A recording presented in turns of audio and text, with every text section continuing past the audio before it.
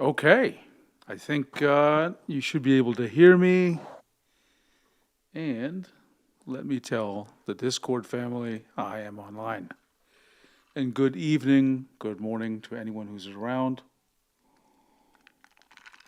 I did a long stream yesterday. We covered a variety of topics. And today, there was a couple of discussions going on in the Discord, and one set of DMs I was having where pressure curves came to the mix, entered the conversation. And it made me realize I hadn't had a chance to really interactively talk about pressure curves in as much depth as I'd like. I have made some videos, but there may be, there's like a set of 5 or 6 of them. It can be a little complicated to navigate. I thought this is a topic that does take some interactive discussion. And so I decided just to come online and do this as a live stream because it gives me the opportunity to respond to questions and flesh out some of my thoughts, because I do want to create some more straightforward content to talk about it. Okay, let me let my Discord family know that I am online. One moment.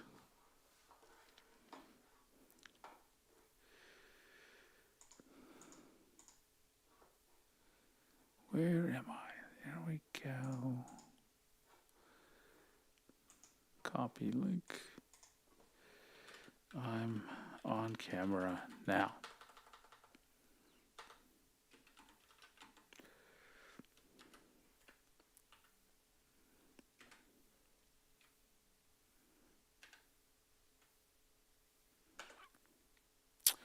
Okay, there we go. They're online. I don't think we have anyone in the chat quite yet. Let me open it up just in case. Okay, and we'll take a little extra setup time today because I have to decide how I'm going to present this information, because I need to do a lot of diagrams, and I'm not sure what the best way is to show you the diagrams, or specifically which diagram application I should use. So let me do a quick hello message to the chat.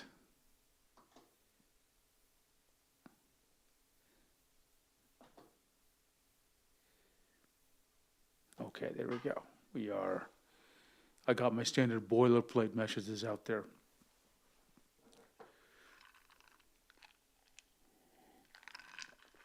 And as I always do, I am going to begin a OneNote page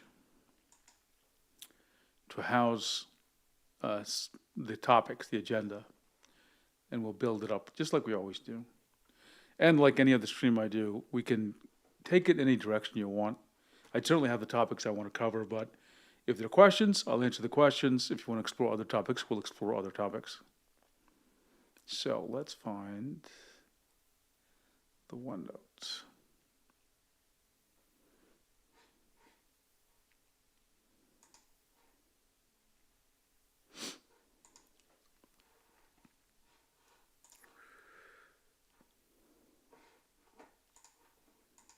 Got it. And let's find my public notes.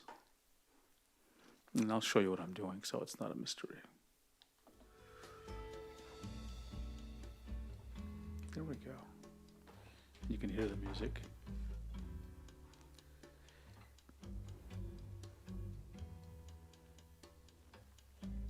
Let's add a page. Today is what? The 26th of June.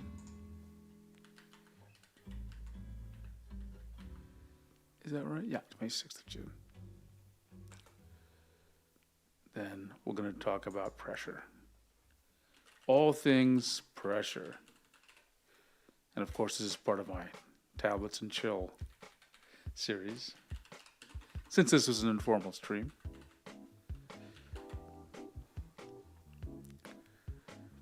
Okay, let me double check chat. Hello, we have people here. Okay. Good to see you, Ben Boykmas. Hello. And wait. We got to spell this correctly.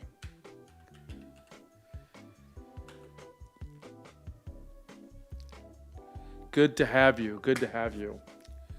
Okay, so I'm going to draw a lot of diagrams.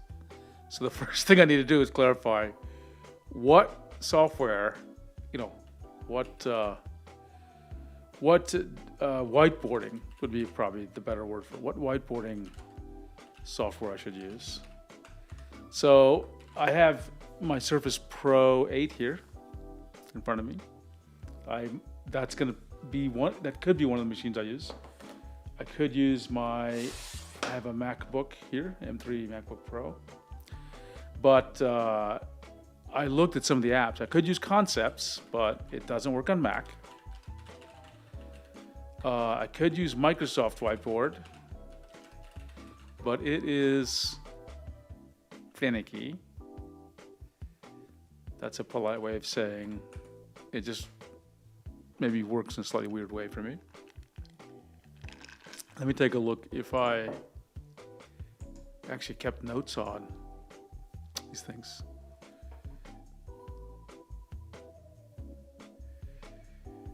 Let's take a look. Hera has something. I found out something interesting today using my Samsung S25 Ultra in DeX mode. And I tried connecting my 2OS3 to it for fun, and it worked. Only in DeX mode, and I only tried CSP. But you were satisfied with it?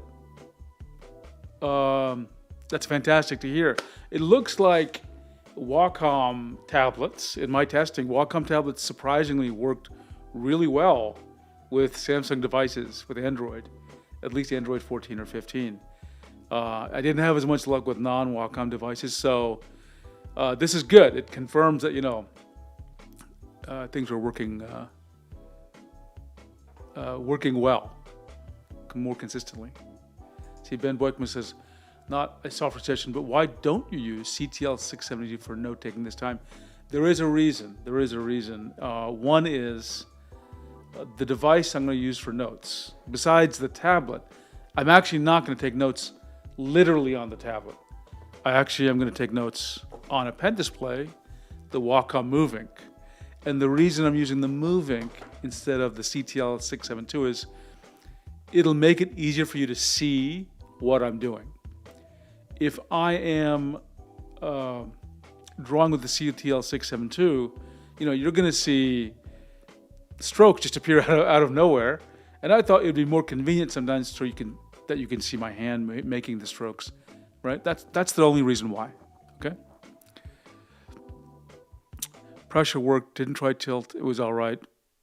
Well, it's just good to know it works because I think in the future more people will be drawing using their phone as their computer, right?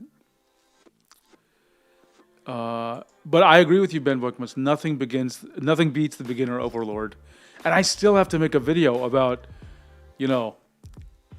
I think the CTL 672 is as they say, goated, right? It is a great tablet, totally underappreciated.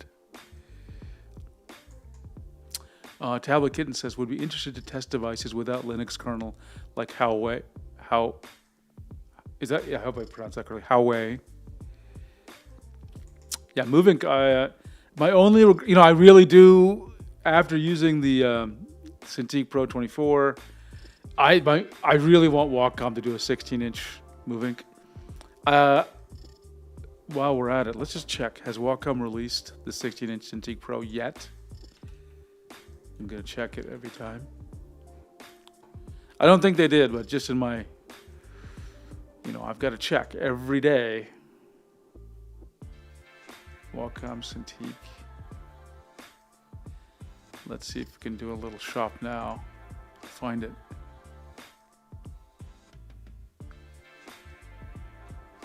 The other good thing about the, it's not there yet. Oh, sorry, that's the Pro. The Pro. I don't want the Pro. I want the normal one. It's still out of stock. Okay, well, it's going to take some time.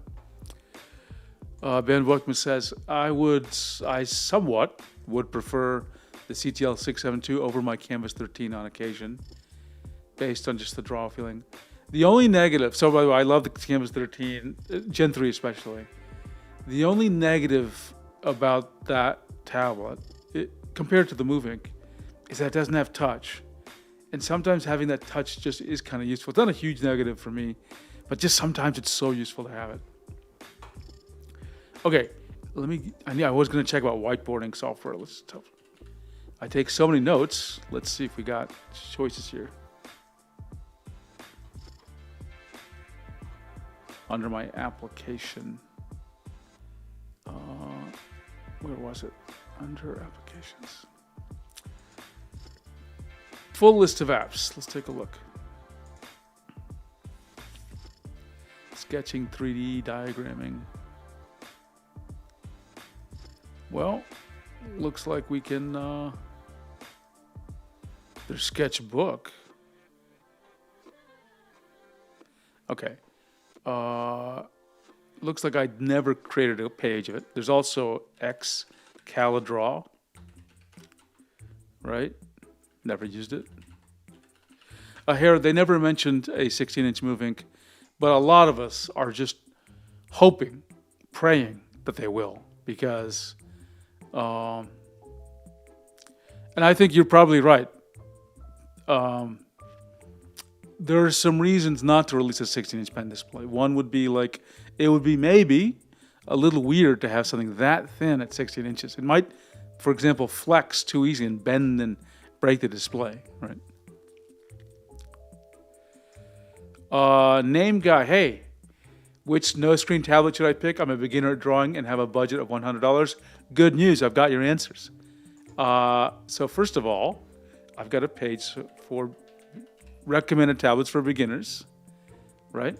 And I'm going to just paste that in the chat, if I can remember how to copy and paste things. But Tablet Kitten has the right answer, actually, which is the CTL 672. It's my number one recommendation. You can see right there, right? And I have extensive notes on it that tells you why. And it's within your budget. It's super reliable. It's very durable, and it's actually high performance. Just because it's kind of a consumer tablet, don't discount it. It actually has really good drawing performance. In fact, some of its pressure handling is better than pro tablets coming from non-Wacom brands. Okay, that's how good it is. So keep that in mind. The only thing you're going to be missing with this tablet is it doesn't have tilt, but you don't need tilt as a beginner, certainly. And lots of professional artists don't even use tilt either. So yeah, that's a good one. But there are many. If you look at the first page I linked to, there are just a lot of tablets you can get. But I do recommend this one.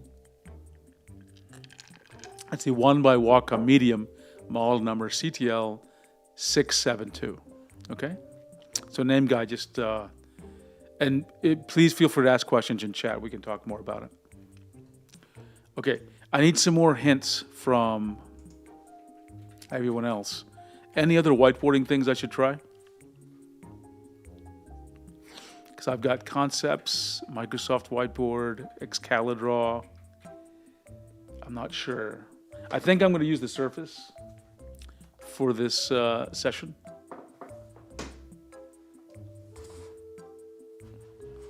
I think Excalidraw supports multiple pages, which is something I need for this. Okay, I'm connecting this thing here.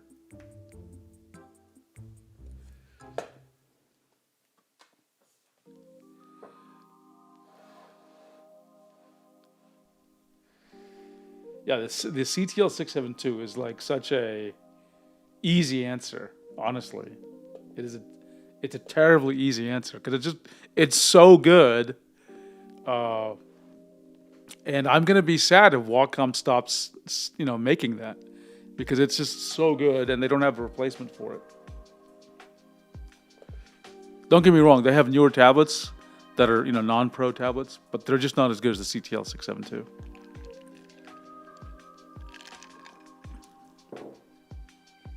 Okay. I'm going to just open up Excalidraw and just see what happens, okay? I just want to verify it has multiple, because it is free. I can draw like this, and do I have multiple pages? Do I have multiple pages? I don't know. Up and down scrolls that way.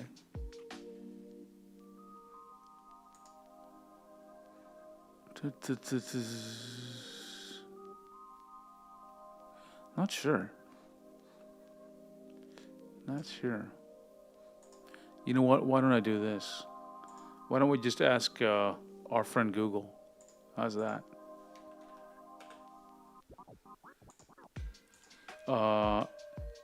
Whiteboarding software for Windows. Because I'm going to have to draw a lot. And it's not just drawing. I'm going to have pages that I need to go back to, et cetera, et cetera.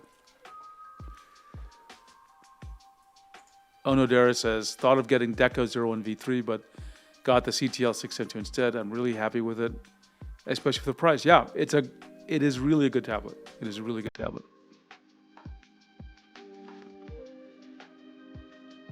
There's Miro.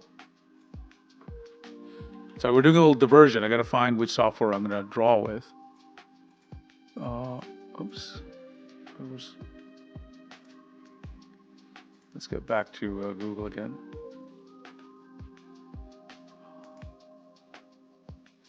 Whiteboarding software.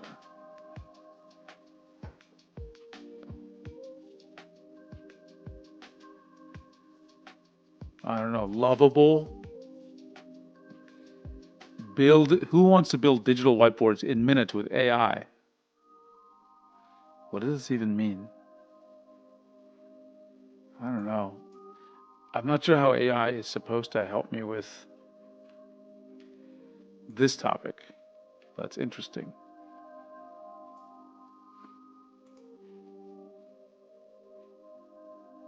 Can't it just X-Calendar? Let's try Miro. Oh, Arch has joined us. Nice to see Arch. I've been using physics-guided method to make curves for tools and stuff right now, but I think I'm going full physics-based. Okay, I think you got to translate that a little bit for us. But it's by the way, for everyone, I mentioned I was having a conversation with someone. And that's actually why I started this stream. It's actually Arch who I was talking to. And I just realized I needed to sort of talk about this topic. This had better be free. Sure, I'll sign in as 7 pence. If it's free. Let's try it out. Real quick, Miro. Yeah, sure. Whatevs.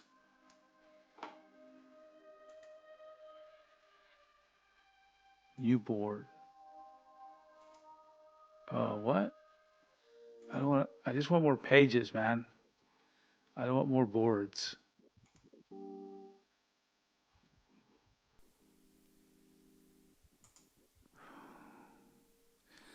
Physics guided means inspired by physics. Physics based means interesting. Okay. Any other suggestions? Actually, let me just type it into Google again. I'm going to search for multi-page whiteboard.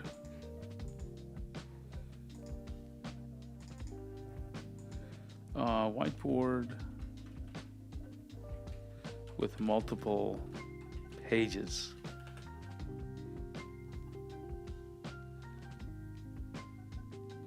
Canva.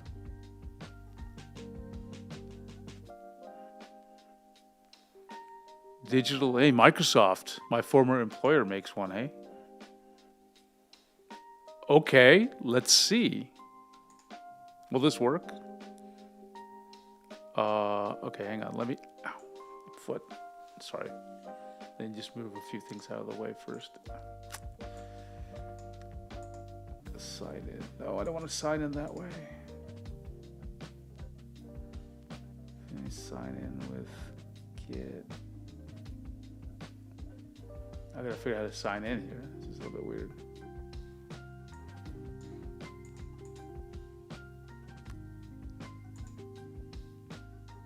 Let's see, 7 pens. I may end up using this just because it is online. Okay, well, I'll use it. I will use Microsoft Whiteboard, which I didn't know until literally 1 second ago was available as an online app. Okay? And I think it's available for free. I do pay for Microsoft Office 365.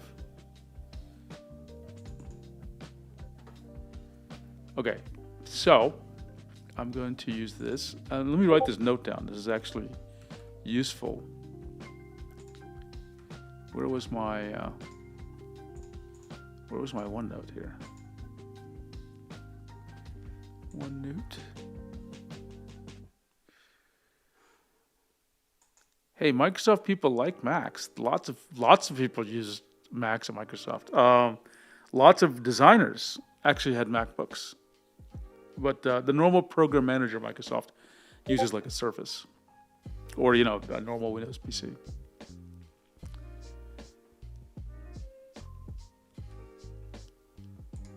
Let's get here.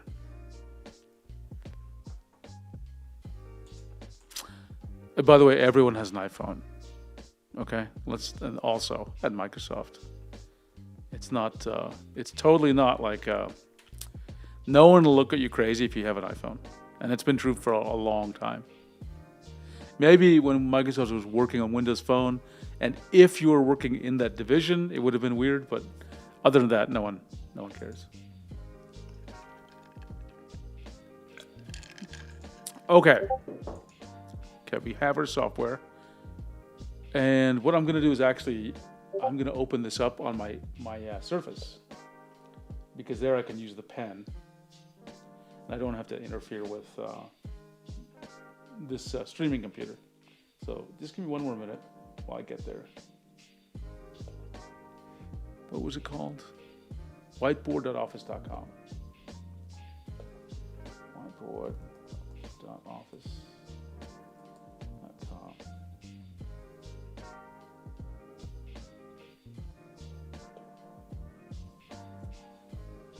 Okay, and that's cool. Let me now connect. I gotta figure out how these things connect here.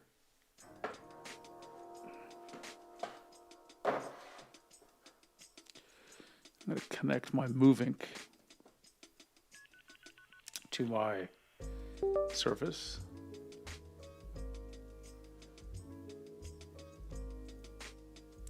Good. Let's verify how the screens are working. Display settings. Identify 3. Oops, I want to extend these. Sorry, I could do a little setup here. Keep changes and can identify 1. I want 3 is the MoveInk. 2 is my whatever. Duplicate 2 and 3. Keep changes. Sorry, almost there.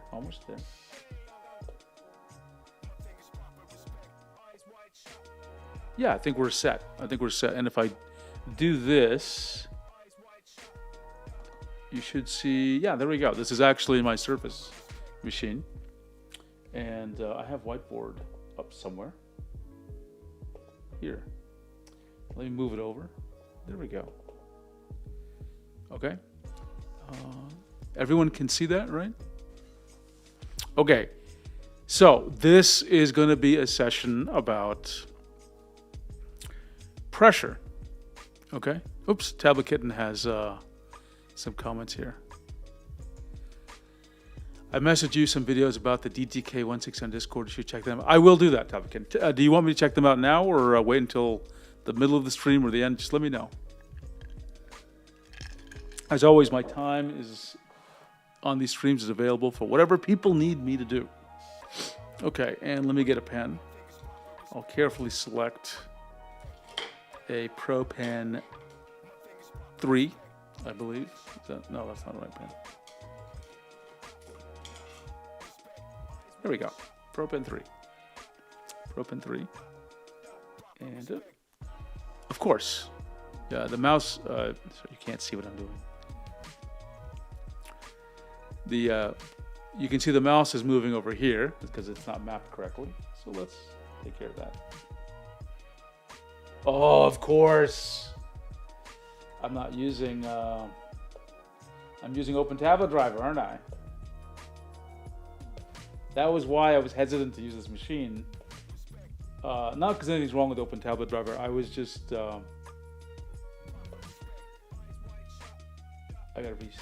what do I have to do here?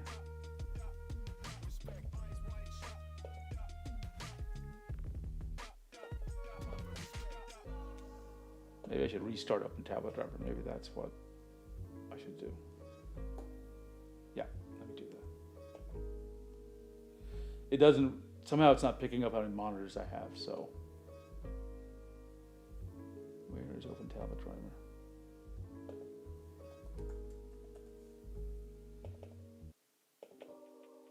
Let's see if this works. Okay, and then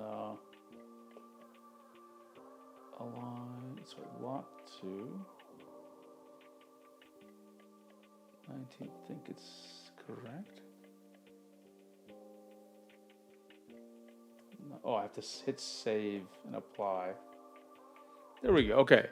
I'm using Open Tablet Driver. Anytime I want. Okay, Tablet Kid. Hi, Nick. Glad you joined us. Today, I'm going to give you my brain dump on one of my favorite topics, which is everything you ever want to know about pressure, pressure levels, and pressure curves. And this is going to be a massive, crazy, sort of intense stream, okay? And I'm really looking forward to this because it's going to, I mean, this is years of study and experimentation go into what I'm about to talk about today. Okay, so let me get a, you know what, I need probably to increase the size of the, well, I won't do it right now. I just want a blank page.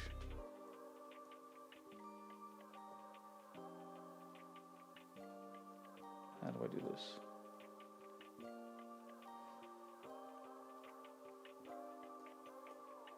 There we go, okay. Control Z, okay. Great, great, let's just begin. Okay, so I'm gonna just show you this, okay? So you see my face. And I'm gonna move my face a little bit over here so you're seeing everything. And I'm gonna also zoom in on my hand. I assume you all wanna see my hand as I draw, just to give you a little extra sense of connection to what's actually happening. I always find it weird when you're not seeing a hand draw, when it's just strokes just appearing. Okay, 1 second. That's got to connect to my camera here. Yeah, Philip, there's a lot coming in this stream. A lot.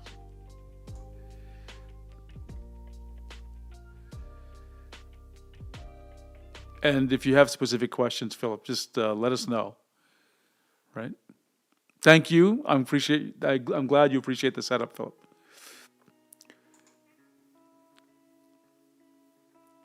Normally, I'd be using the Cintiq Pro 24, but it's just a big device, and I needed to have a keyboard and things here because I'm going to be typing.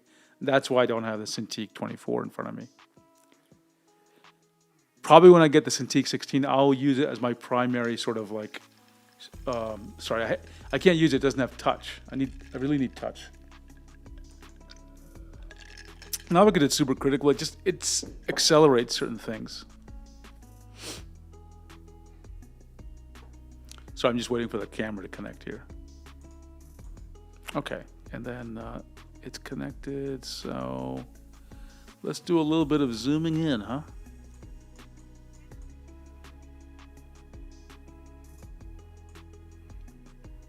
Come on, it's zooming in backwards now. Come on, kids. Zooming in. And there we go.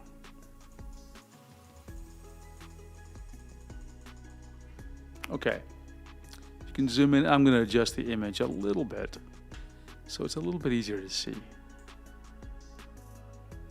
Again, it's mostly just so you can see my hand, so it's not confusing. Okay, so today is all about pressure.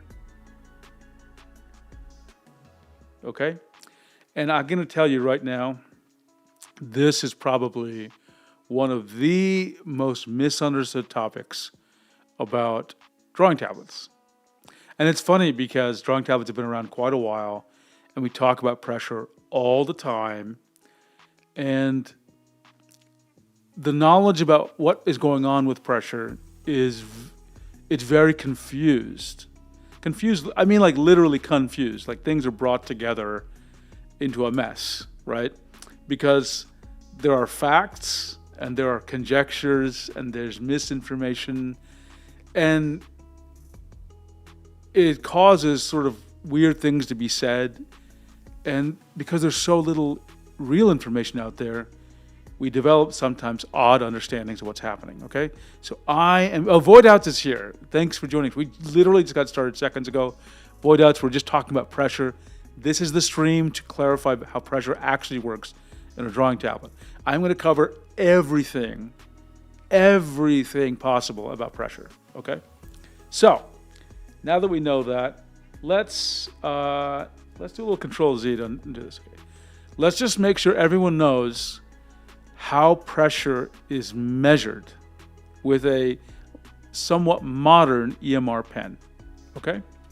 So that's the first thing you need to understand, okay? Which is there's a nib, okay? So it's just like this thing, okay? And the nib, there's a spring here, okay? This is, by the way, this is not a coil. It is a coil physically, but it's not the inductor coil. It is a literal spring. You can think of a piece of plastic here holding the nib, okay? It doesn't literally look like this piece of plastic here, but it's something to secure the nib. And you can imagine that this nib is, the pen is like this, right?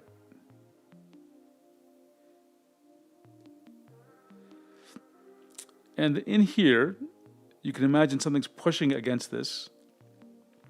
And over here, you can imagine this thing here. And do I have a color here? Can I use red? Let's try this again. There we go. There's a red box here, okay? And so this, what is the role of the spring? The spring just pushes back on the nib, but essentially the force that gets pushed here on the nib will get transferred to this red box, okay? This red box is a pressure sensor.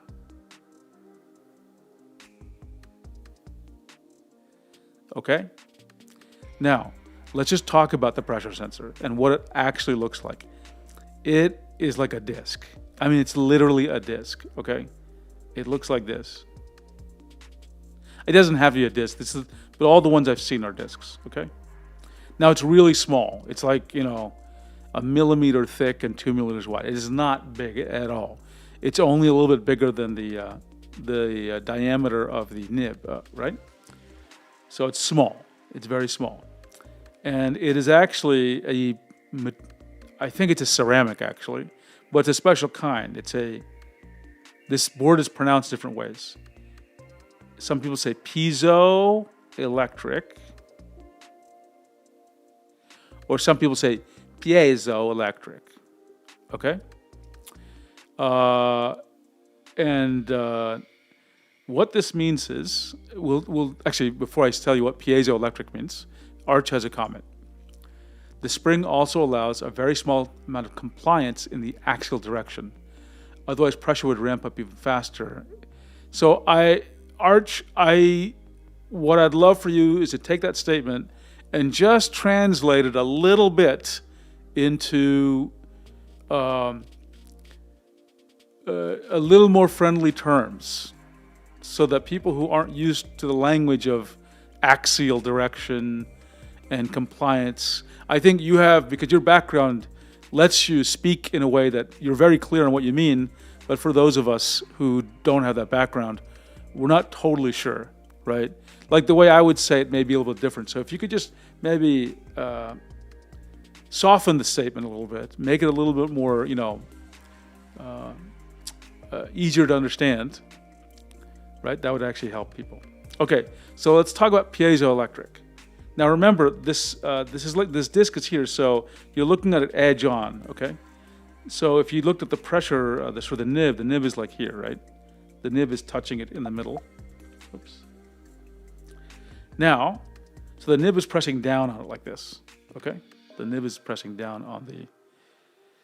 Let me start a new. How do I create a new whiteboard? I'll call this. Sorry, I'm always typing in the wrong thing. I'll call this P1 for my first page. Okay, so let's create a new page here. This is called P2. I can't believe it makes it. It's not easy to make a new page. Okay, Art says the spring allows the nib to move in and out of the pen, which makes it easy for humans to control the pressure they put into it because they get a bit of feedback from it. Perfect.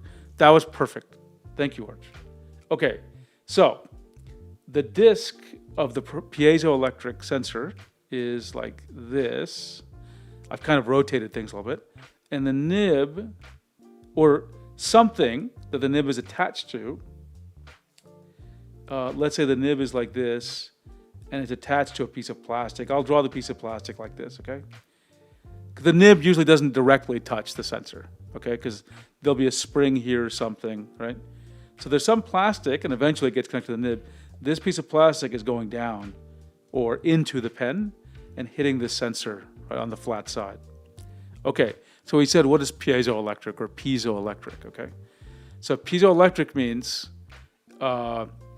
it'll change voltage depending on the amount of stress, meaning pressure applied to it, or force applied to it.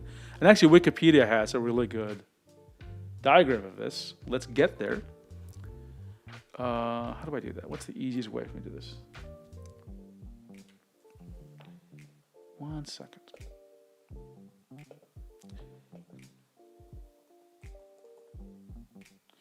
The piezoelectric effect, piezoelectricity, or piezo, I don't know how people really say it. Let's see if we can find it. Oh, this is probably a little, this is, need the text a bit bigger. Okay. Let's see. Of course, touch doesn't work because Open Tablet Driver doesn't support. Oh no, touch is working actually. Interesting. You're not seeing it work, but there's a little icon. Actually, let me try to see if I can. It's moving a cursor on my other display. It's just not doing it on this thing. That's okay. That's okay. Let's scroll down. Here we go. This is it. Let me zoom in. Okay. This little thing here is the voltage. And as the thing is getting squeezed, that's forces being applied to it, the voltage changes, okay? And Art just clarified that compliance means movement. Thank you, thank you. Okay, so this is what's happening when your nib is, it's just creating a difference in voltage, okay? And let's go back to the whiteboard. And I'm just gonna erase this because we don't need to really remember this, okay? But the key thing you have to understand is that something analog happened, right? Like voltage changed, right? Now, what's going to happen in your pen is, there's that nib, there's a spring here, there's a piece of plastic here, there's a piece of plastic here, there's the pressure sensor. I'll make it red. Now remember, there's a coil, sorry, how can I explain this? There's the ferrite core around this thing, right? I shouldn't have drawn it that way, because around this core, or this rod, there's a coil.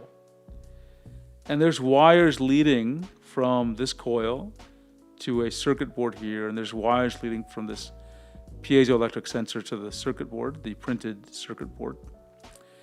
And so it's sensing this voltage difference, and really what's going on here doesn't matter too much. The key point is information is being collected from the pressure sensor, and then this coil actually also serves as an antenna. So it's going to be sending a signal back to the tablet, okay? Now, what is the signal that's being sent back? Now, there's two ways it could be sent back. And the two ways are analog and digital, okay? Now, let's start another page. This was what? This was page 2.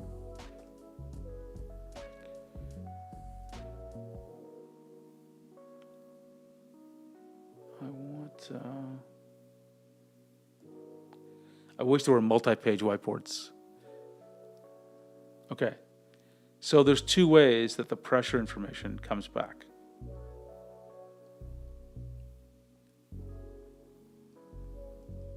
How does it get back to the tablet? Now remember, what we have is a voltage, okay? And it's all this analog stuff. Now, the pen can either send it back in an analog way, or it could send back in a digital way. If it's an analog way, it's a frequency that changes. Like, let's suppose this means some amount of pressure.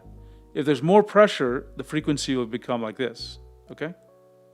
And if there's a lot of pressure, the frequency will be like this, okay? But digital is different. Digital doesn't do quite the same thing.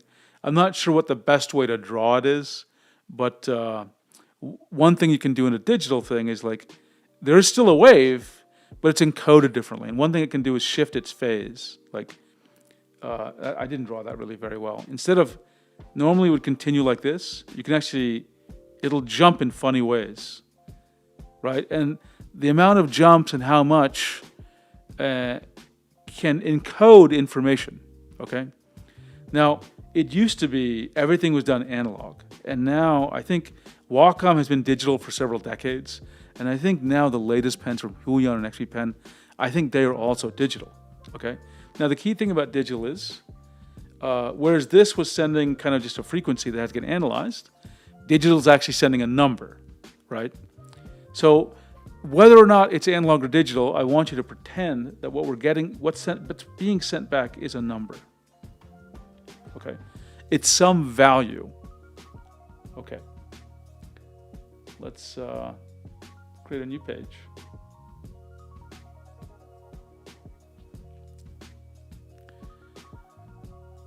Okay, so how many pressure levels do we have? Let's just pretend for a second that there are 100 pressure levels, okay? Or 1,000 or whatever. We'll leave it at 100. Hey, Nizio Martin, good to see you, good to see you. Let's suppose your tablet says it has 100 pressure levels, okay? Now, that's what you see. But what is communicated between the pen and the tablet, no one knows. It could be communicating 500 different values, or 1,000 or 1,000,000, we don't know. But the tablet will process that numbers and it'll give you back 100, okay?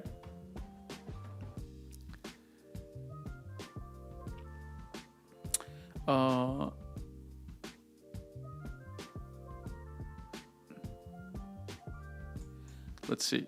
Art says, is the issue with some pens interfering with the line being drawn if you press the side buttons? Yes, that's a great, let's talk about that. Art actually asked a great question. Or and let me erase this for a second. With certain pens that are non-Wacom, if I draw a line like this in Clip Studio Paint, and I press the button, you know what happens? It's like, it'll stop drawing. Like somehow there's no pressure, okay? Wacom pens don't have that problem. In fact, I can do it right now, probably with this pen. Let's see. I'm going to draw and clicking a button. I'm clicking all the buttons. Nothing's happening. But with some older Huion pens, If I click a button, it'll just stop. And then I release it. Now, why is that? And it's actually, Arch actually hit it exactly right. If it's doing an analog signal, how do you transmit button presses? Well, you have to put it in the analog signal. So basically, here's your drawing. That's the pressure level. But you press a button, but it has to put the button press there too. So this becomes a higher frequency. This tells the tablet the button's being pressed, but then you lose the pressure. So that's what's happening. Okay?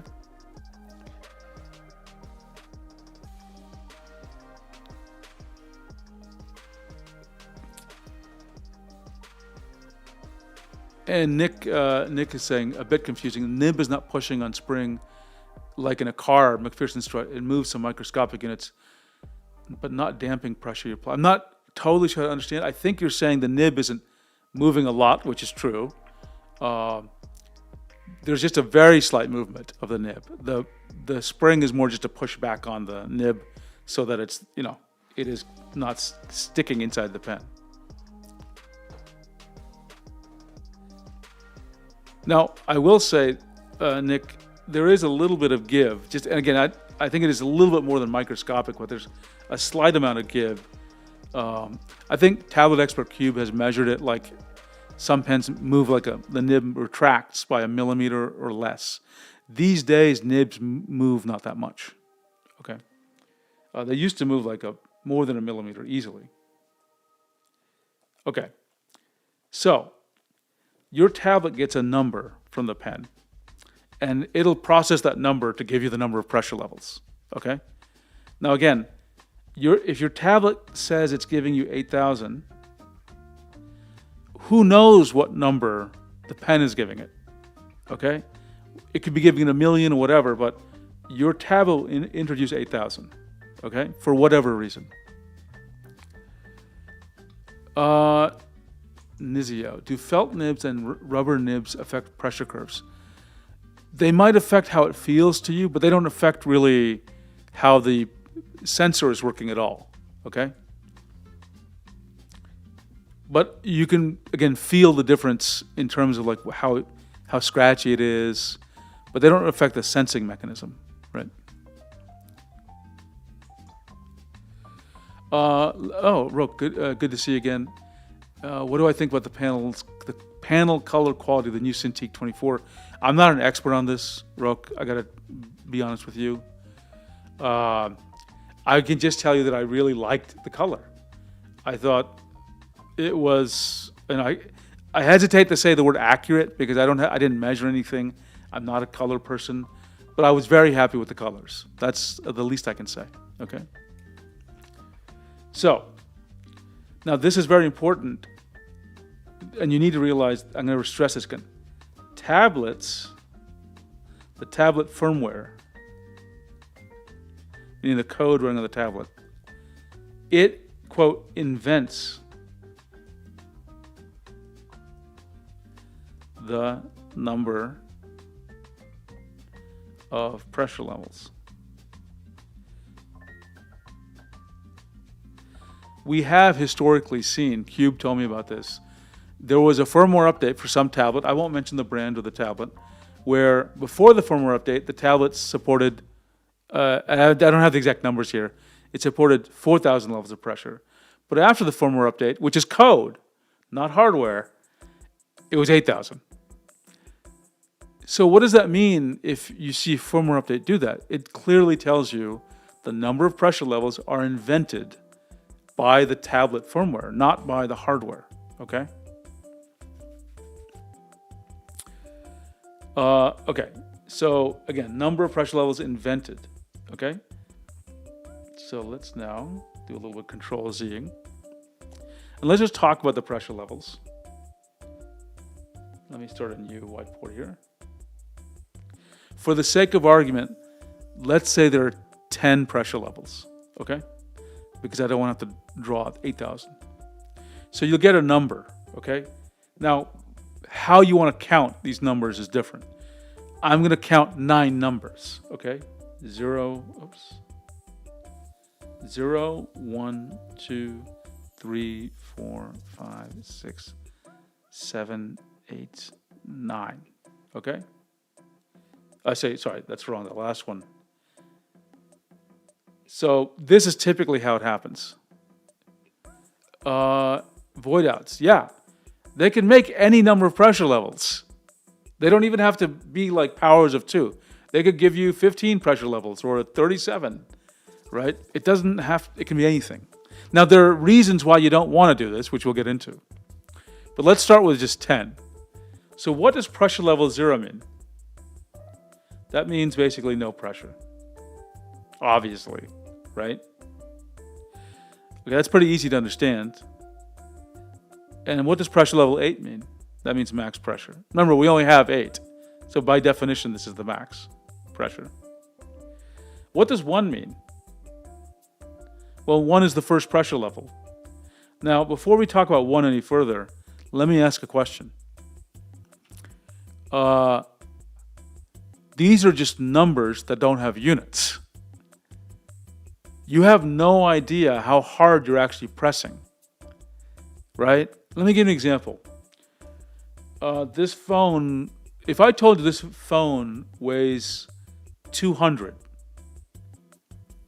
that doesn't tell you how much the phone weighs, because 200 is just a dimensionless number. You need to know like grams or pounds, like you need to know a unit, but these aren't units. So you don't know how much this phone weighs, and similarly, these numbers do not tell you how much physical force is being exerted, okay? This is just a number that is assigned to some physical force, but you don't know what the physical force is. So that's the first really interesting thing to realize. Pens, they measure, or they tell you what I call logical pressure. They do not tell you, do not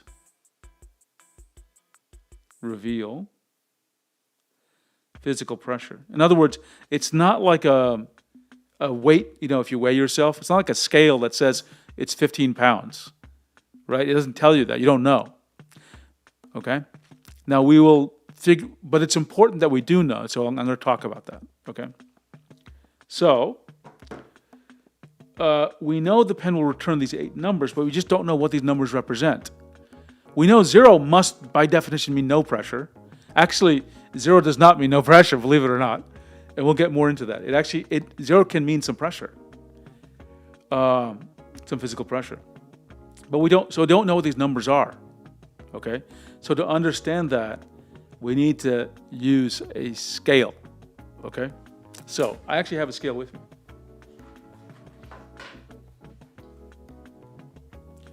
This is a scientific scale, and it can measure really small amounts of force, okay? Like it's sensitive to like 0.3 grams or 0.1 grams, which is not much. It's pretty sensitive. I gotta tell you, I was looking for really sensitive scales on Reddit. And whenever someone asks for a sensitive scale, everyone just assumes that person is wanting to buy a sensitive scale to sell drugs.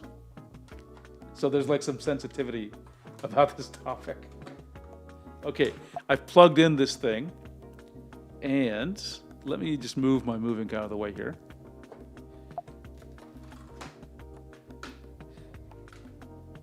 And let me show you. Is this cord long enough? I hope so.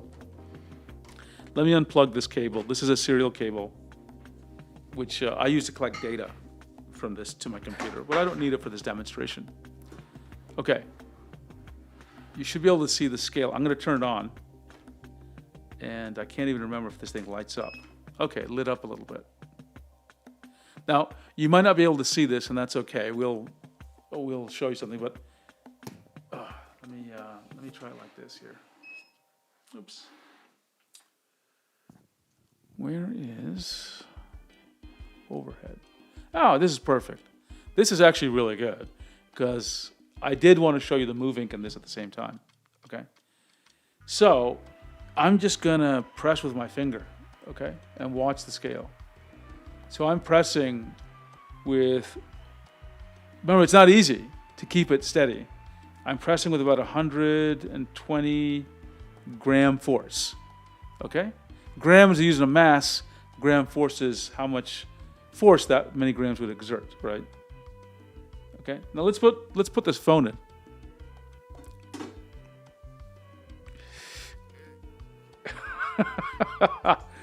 I like that void outs, that's funny. You know what, there's an Apu meme where he's like wearing a trench coat selling random objects. I've got to have that one, selling a Wacom pen. So this is 280 grams. Okay, so all well and good. Sure, I can take a pen and press it down like this, but what good does that do me? I don't know how much, I don't know the number that the pen is telling the computer. Well, it's not hard to figure this out, okay? Let's, do I have a tablet somewhere in here? I do. Actually, there's a tablet right in front of me. What am I doing? There's a tablet right in front of me, okay? So let's do this.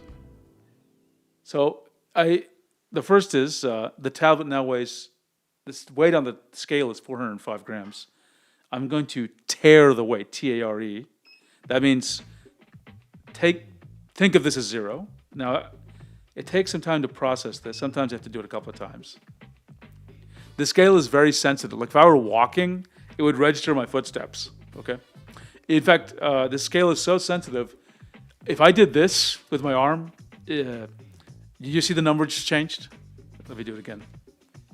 Like it'll detect like a heavy wind. Or here, there you go. See, that's actually just the wind, or me moving my hand around, right? So you have to like be still, not move around, not shake your desk. But for this demo, I don't need to be that precise, right? Okay. Arch asked a good question. I wonder how much pressure jittering of low pressure is mechanical from the spring and how much electrical. That's a good question. Let's pause on that one. We'll get to it. I believe a lot's electrical, Arch, but I also believe there is some amount of physical stuff going on. And we'll get to that. Okay, so if I hold this down, and just for the sake of, oh, you can't see the numbers. Let me remove Arch's message here. Okay, if I hold it down, I get a number, but I get the physical number, but I don't get any, I don't know what the computer thinks, right? That's not hard. You go to your tablet driver, or even Krita. Let's just go ahead and open Krita for a second. Now this may be a little difficult to see, but in Krita or your tablet driver, I like Krita because everyone can get it, and it's consistent across different drivers. There's a thing in settings and configure Krita.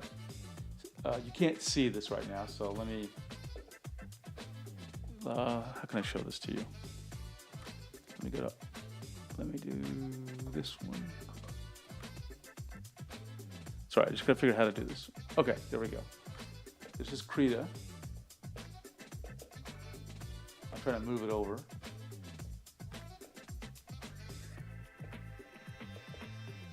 Okay, I'm gonna have to use a keyboard shortcuts for this. Okay. Okay. And I'm gonna go to settings, configure Krita, and tablet. This is on Windows, but basically the same thing for Mac, okay? Though, I don't want to explain it right now, but this kind of testing actually does work better on Windows. Okay, so there's a thing here called Tablet Tester. So I'm going to click on it. Okay. Now you see, so tablet, and let me just, you can't see where my pen is physically, but let me just go draw on this little grid region. And it's giving all sorts of numbers, okay? Now, if you look, I put the pen off. You can see the numbers. I know it's a little bit small, but it says the position, it says the amount of pressure. The pressure is not given from 0 to 8 or 0 to 8,000. it's given as a percentage value from like 0.0 to 100%. So we can think of that pressure, the logical pressure, as a logical value from 0 to 100%, okay? GD0, this is a Wacom Movink 13, right? Which is it is one of the lightest tablets ever made. And it is by far the lightest pen display ever made. Okay? Now that you know what's happening with Krita, how do well, you need to get physical and logical pressure. So basically, I'm going to hold the pen like this, and right here is where the logical, I know you can't see it.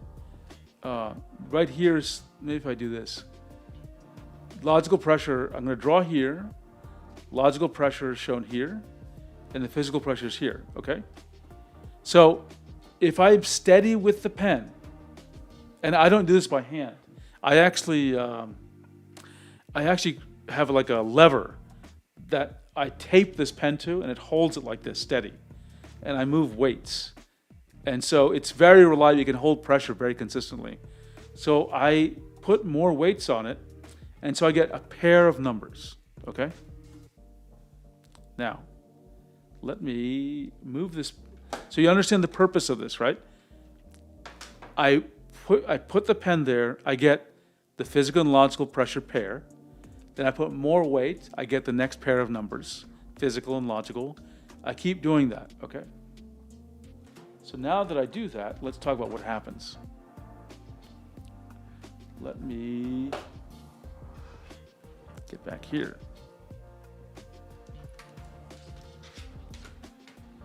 So we're going to ignore Krita now.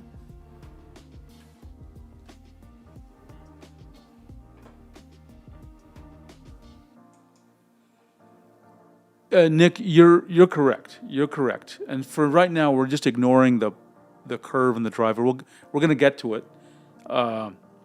Think of now as we're getting the information before the driver is messing with it. Okay. Okay. Where is Microsoft Whiteboard? Hang on a second. I gotta get there. If I can find Chrome. There we go. Okay. There's Microsoft Whiteboard, and we're going to create a new page.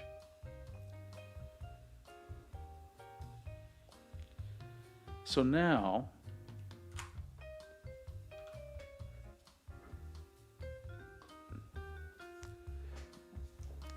remember, I'm getting pairs of numbers, right? Like, I'm getting, numbers like, let's just pick some numbers. 3 gram force, comma, that's the first number. The second coordinate is 1%. Okay? Then I get 7 gram force. And the next number will be 5%. And then I'm getting, let's just say 18 gram force. And this is maybe 20%. Okay? All the way up to some number, which we don't know what it is yet, which will be 100%. And a typical pen this number might be 400 gram force. Okay? So I'm getting a bunch of these. When I do my measurements, how many of these pairs do I get? I get anywhere from 30 to like 50 of these pairs. Okay? So I could meticulously collect these. And I even wrote my own software that talks to the scale and has its own UI to collect the numbers. I can get 50 of these numbers in about 15 minutes or 10 minutes, okay? Hey, Sarvan, thanks for joining us. And so what do I think of the new 16? It's fantastic. It has the same drawing performance as the Pro tablet, so it's excellent. It's an excellent drawing tablet, right? Excellent drawing performance. Okay, so I'm getting these pairs of numbers, and what we need to do is we need to draw the numbers. What does that mean? I'm going to plot the numbers, okay? So on the x-axis is going to be the physical. And physical means the gram force, not girlfriend. And then this is going to be the logical. Logical means what the computer thinks. Okay, so physical versus logical. So 3 gram force, 0 is over here for gram force. 3 is like here, then 7, then 18, then 100. Now, ignore the actual numbers. Here's what it will actually look like. I'll get a number like 1% here. Then, like, believe it or not, you'll get a curve that actually looks like this. Okay. Notice it's not flat. It actually curves. Okay. And in fact, let me draw it a little differently. I didn't show you how it actually normally looks. In fact, it looks more like this, right? Understand, again, this is physical on the bottom, and this is logical, okay? Now, I know what you're thinking. You're thinking this looks like a pressure curve because it is a curve, and you are not wrong for saying that, okay? I don't call this the pressure curve because this is related, but not the pressure curve that you see in the driver, okay? I call this, now the word I use is I call it the pressure response profile, or just pressure response. If anyone has a better name for this, tell me. Because this means how the pen actually behaves.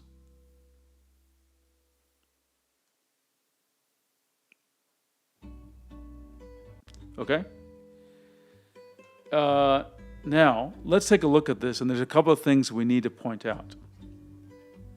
Oh, Michael Pleasure.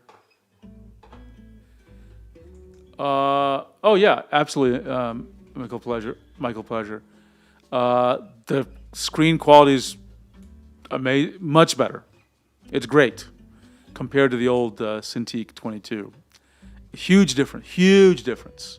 The old one is kind of washed out. The new one is bright. It's vibrant. Night and day difference. It looks, to me, as good as the Pro Cintiqs. That's what I would say. Okay, I need to take a quick bio break. I'll be right back. And we're going to talk about understanding this pressure response profile. When I come back, if you have, especially Arch, I guess you're on the channel, you're in the chat. If you have a better idea of what to call this, or Nick, maybe you might also have an idea, let me know, because I call it pressure response. But if there are better names for it, I'd love to be able to use it. Okay, I'll be right back.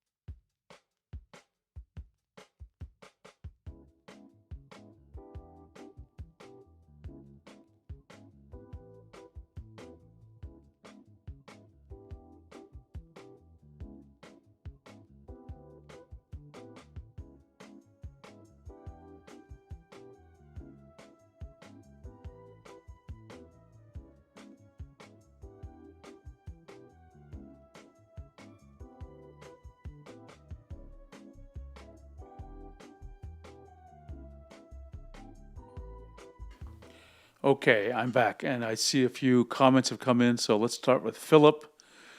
Would I say that the Cintiq 20, let me get this out of the way.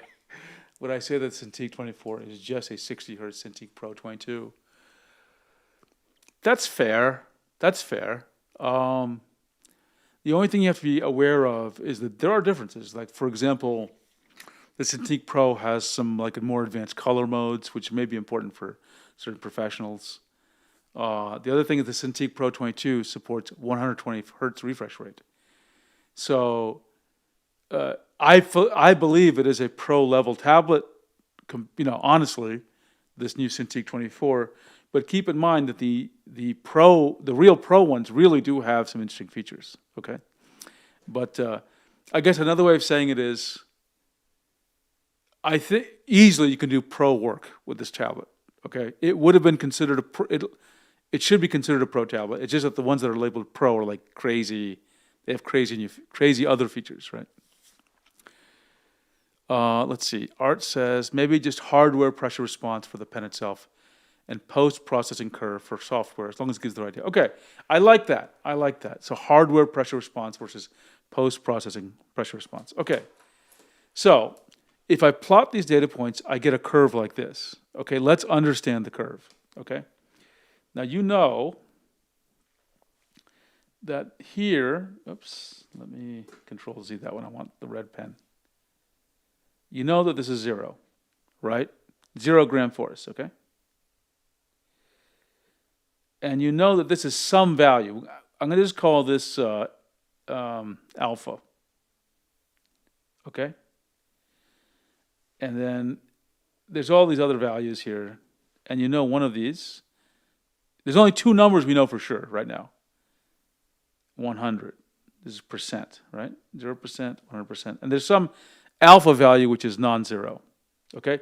This is how much the scale is measuring, not the pen, what the scale says, okay? Now,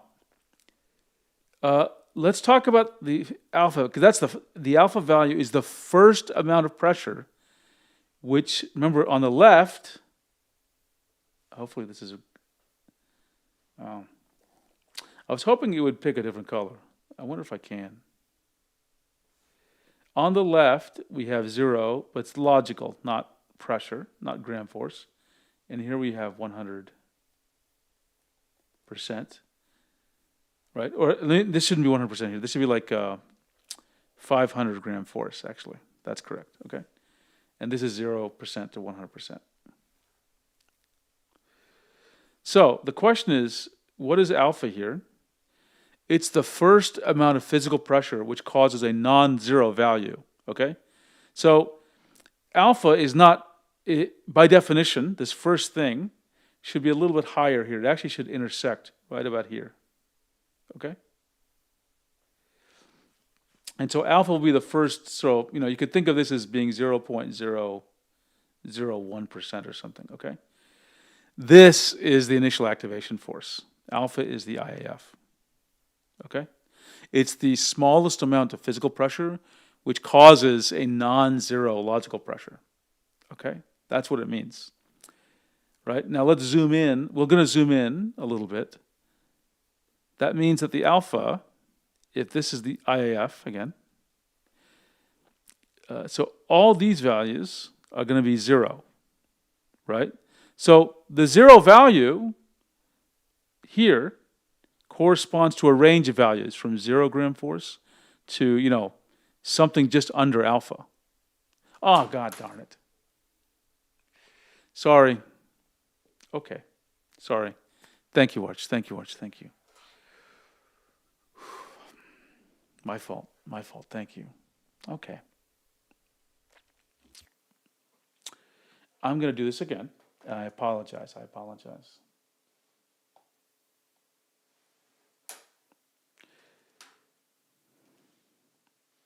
Let me get my music so that I'm not, give me 1 second.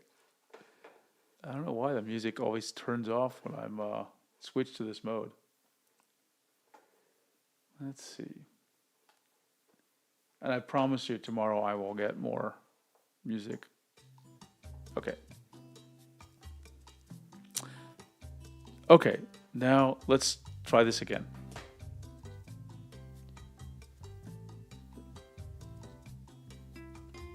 this is the rough shape, right?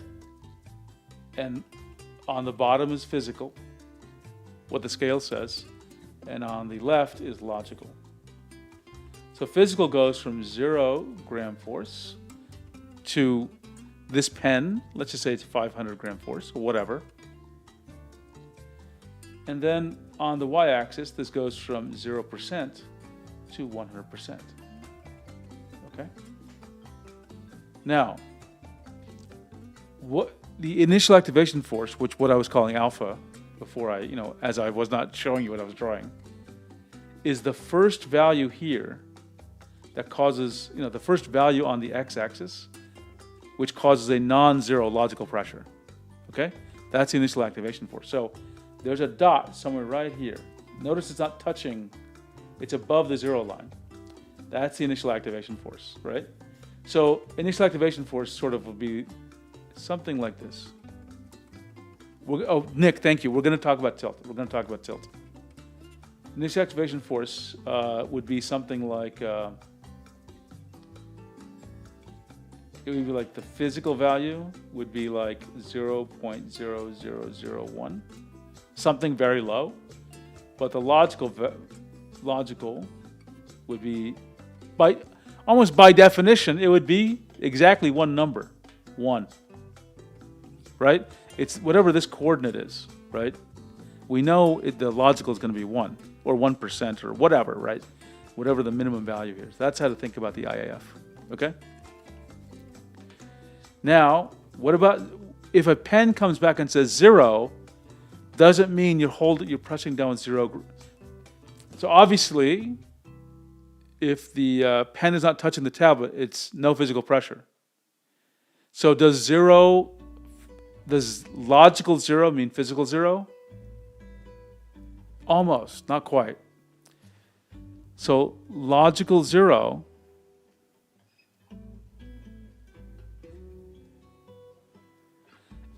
is a range, is a physical range between 0 and we'll just say, x and less than the IAF, right? So there's a bunch of pressures, physical pressures, which correspond to 0, okay? And generally speaking, you want this to be you want this distance to be small here, right? Between, let me draw a little red line. You want this red distance to be small, okay? So in keeping with that, ProPen 2 cube measures this very well. IAF is less than 0. What does he say again? Not less than 0. It's less than 1 gram force. The Huion PW 600 pen. Its IAF is, Huion says it's about 2 gram force. Okay? And the X3 Pro pen, its IAF is about 3 gram force. That's what they say, right? Okay, now the next thing to notice here is notice the shape. Basically every EMR pen I've ever tested has this shape, where suddenly it's rising here and flattening it out like this, okay? And what does this mean? It actually has a lot of impact. Notice how steep this is here and how shallow this is here. Like the slope is very up, but it's very flat here, okay? And what this means is, remember all EMR pens have this shape, okay? This response, this hardware pressure response, it's oversensitive at low pressure, low physical pressure. Likewise, it's insensitive at high physical pressure. Does that make sense?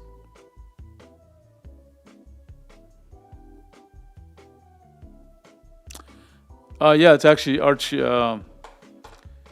This is actually interesting the way you put it. In a way, yeah, you're pushing the tablet into the pen. That's correct, right? And it's obvious that, I mean, it's very clear what you're saying is correct, because you can make the pen register pressure by pressing it with your finger, just keeping it close to the tablet, right? So anyway, this oversensitivity is going to haunt us later. Trust me, right? But let's understand it in a little greater detail.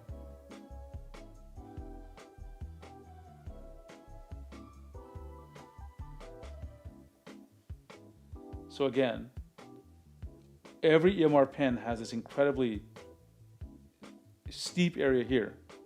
Now, if you look at the EMR pens, you're going to know something really funny, which is, I like to think about how much pressure gets you to 50%. Now, let's suppose I told you your pen has a physical pressure range that goes up to 500 gram force.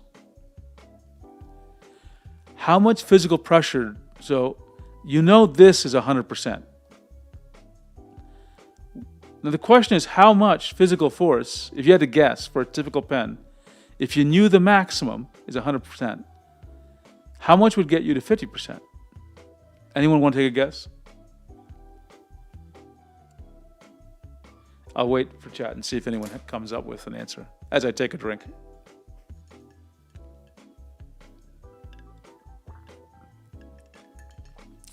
And while you're doing that, I'm going to draw it out a little bit. So we know that for this pen, 500 gram force goes to 100. We know that in this case, let's just say 3 gram force goes to some value here, right? And the question is, what value gets us to 50%? Yeah, Arch is pretty close, actually. Typically, 100, maybe 150, sometimes 200, will get you to 50%, right? And think about this. So 3 gram force is essentially 0. Of 500 gram force, half of the pressure is accounted for by a small amount of physical pressure. And the remaining 400 gram force is the remaining 50%, right? Yeah, avoid that. 150 is also very common. We'll show you examples. I'll show you some examples, okay? So what this tells you, if you accept either value, 100 or 150, all EMR pens are hypersensitive at low pressure. I'll demonstrate that in just a second, okay? They're way too sensitive, all of them. Okay, it doesn't matter if it's Wacom, ProPen 3, or whatever. They're all super oversensitive. Likewise, if you press between, let's say this is 500, right? If you press between 400 and 500, you can barely see a difference. It's very insensitive up in this area. Insensitive there, oversensitive on the bottom left. Okay. Now, one more thing. This, what I call the hardware pressure response. There's not a hardware pressure response for all pens, or even all pens of the same model. This is for a specific pen. Okay. You cannot generalize this curve to every pen.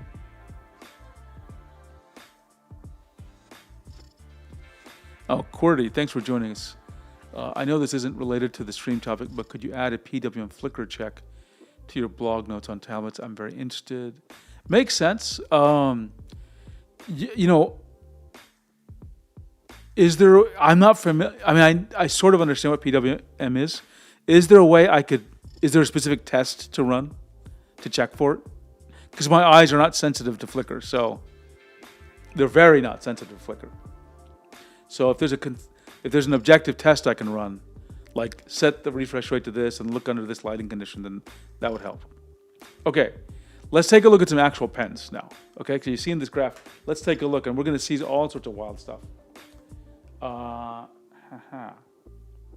Give me a second, and I gotta find it out.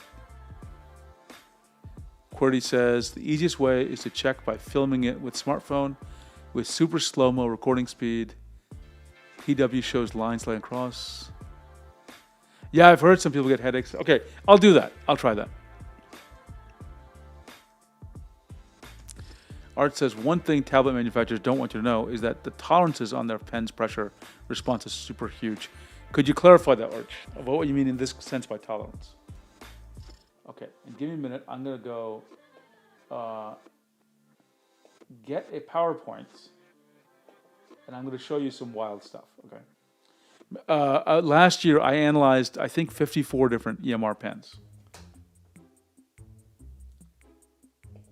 Yeah, let's find it.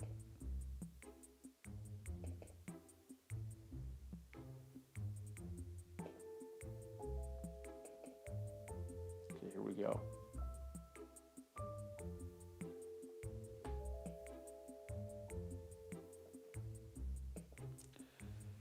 Okay, and let me make this bigger here. Okay, and I am going to hide, let's see, how should I do this? Gotta figure out what I want to hide here.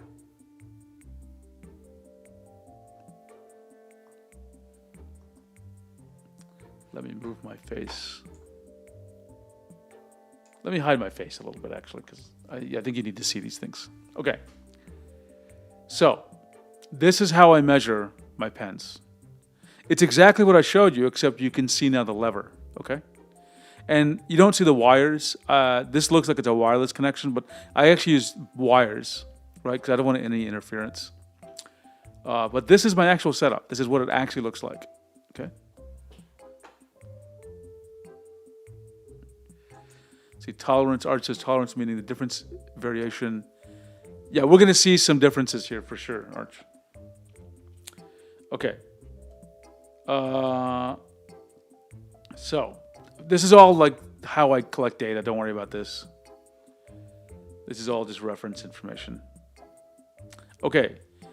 I measured 71 pens. Okay. And now I have like 97 pens. These were all of the pressure, hardware pressure response plotted on top of each other. What do you notice here? Anything interesting? Well, first of all, you probably notice one of these is crazy high maximum pressure, right? That's an outlier. What you'll discover as you measure pens, some pens are messed up, okay? So for this pen, notice on the bottom right, it's 3,500 gram force to get to 100. Actually, I couldn't even get to 100. It was so basically 3.5 kilograms. It was so much pressure to get to a high logical pressure. I thought I was going to break the pen and the scale. Okay, and that was a Pro pen too. Now look at the rest, right? And you can see there, it's hard to see because this one Pro pen 2 really messes up the scale. So let's get rid of it, okay? It's an outlier. Let's get rid of it. And it is you can actually see it's one of the Pro pen 2s. So let's get rid of it. Now you see the main body of all the pens. Now what do you notice about all these? Out of these 71, now this leaves me with 70 pens. Now ignore the initial activation part because this test does not measure it very well. So just pretend they're all low. Don't worry about it. Don't worry about this part of the lower left, right?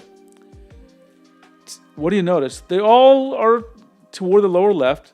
They're all steep.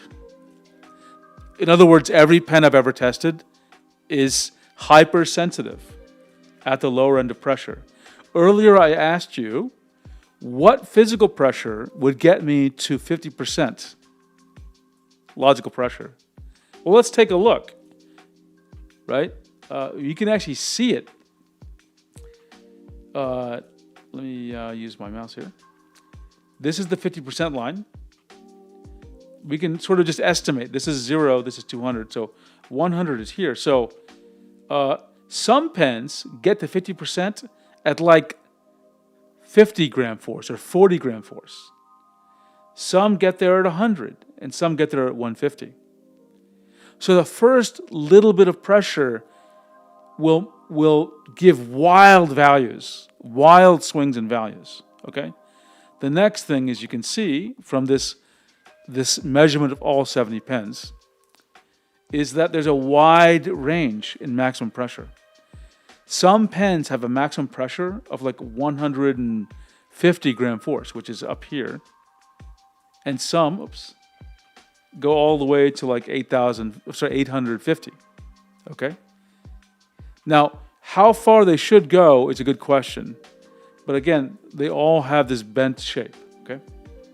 Now, if I try to give you the envelope, meaning what experimentally do I find as the minimum and maximum, this is what pens will fit into this range, roughly speaking, okay? That's what these dotted lines represent. Oh, Nick, I'm glad you said that. Yeah, hypersensitive does not mean precise. In fact, that hypersensitivity is bad. And I'll show why it's bad actually in a demo. And arch, yeah, you can see to get to 50%, it's even less than 100% gram force as a median. Okay, let's take a look at the ProPen 3. Okay. Now, what do you notice about the ProPen 3? Now, overall, the measurement, these are different pens, right? These are how many? 6 different ProPen 3s. What do you notice? They all have a very consistent shape. Yes, some of the variation here could be the pen units. Some of it could be me, right? But they're very consistent, okay? And they will tend to separate out as you get toward more and more physical pressure, but the max pressure ranges between 600 to 700 gram force, which is a lot, okay? But this is good. This is very good. You may notice I have these bars that say okay, good, excellent. I think these bars are a little too demanding. I think in a previous stream we talked about saying that excellent should be at 500, okay? So if a pen has a maximum pressure of 500, I consider it excellent pen, even though here it says 700, okay? Let's take a look at ProPen 2. Look at ProPen 2. It actually, again, some of this variation is due to me, but it's overall very consistent, and its maximum pressure is almost always 700 above, which is definitely in the excellent category. This is ProPen 3 and ProPen 2 compared. 2 is red, 3 is blue. Very similar, right? And this is the Huion PW600 series in green compared to the ProPen 3. Huion PW600 pen's really pretty good, right? If you think about maximum pressure, this is good. It's a good pen. Now this is not the ProPen 2. This is the original ProPen 1. And it ended up in a good place. It ended up over 400 as the maximum, right? I only have 2 of these pens. Arch has a comment. One reason I want to make a physics-based method for pen pressure is to find out what really is needed to recreate some real tools. Then you could assume that's good. Okay, good. That's an interesting idea. It's a very interesting idea. This is the grip pen, which is the standard pen for Wacom's professional tablets for quite a while. Again, I only have 3 of these, but they all end. Look how tightly they're clustered all through the curve, right? Especially even at the max pressure, they're very tightly, it's super tightly clustered. That's a good sign. Whenever they're tightly clustered in the curve and at the end, it says the manufacturing process is pretty good. They're very reliable, not reliable, they're very consistent. I love seeing that. Here's the art pen. Now, I only had 2 of these, so, you have to take a grain of salt with this. So the art pen didn't do as well as I expected. That could be me, but there was more variation than I'd like, right? It went down, so 400's good. Sorry, let me go backwards. 400, 450 is good, but one of my art pens is at 250, so not great for maximum pressure. The Wacom 2K pen. This comes with the Intuos. Actually, pretty good. the 4K pen, which comes with the, what does it come with? The 1 by Wacom? Yeah, I think it comes with the 1 by Wacom. Pretty good pen, actually, it turns out.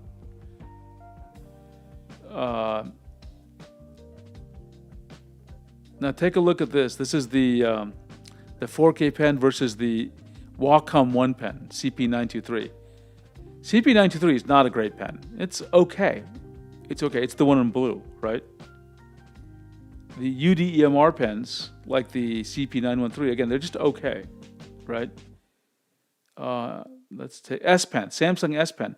Look how sharp. This is pretty typical of the UD-EMR pens. Look how sharp they go up.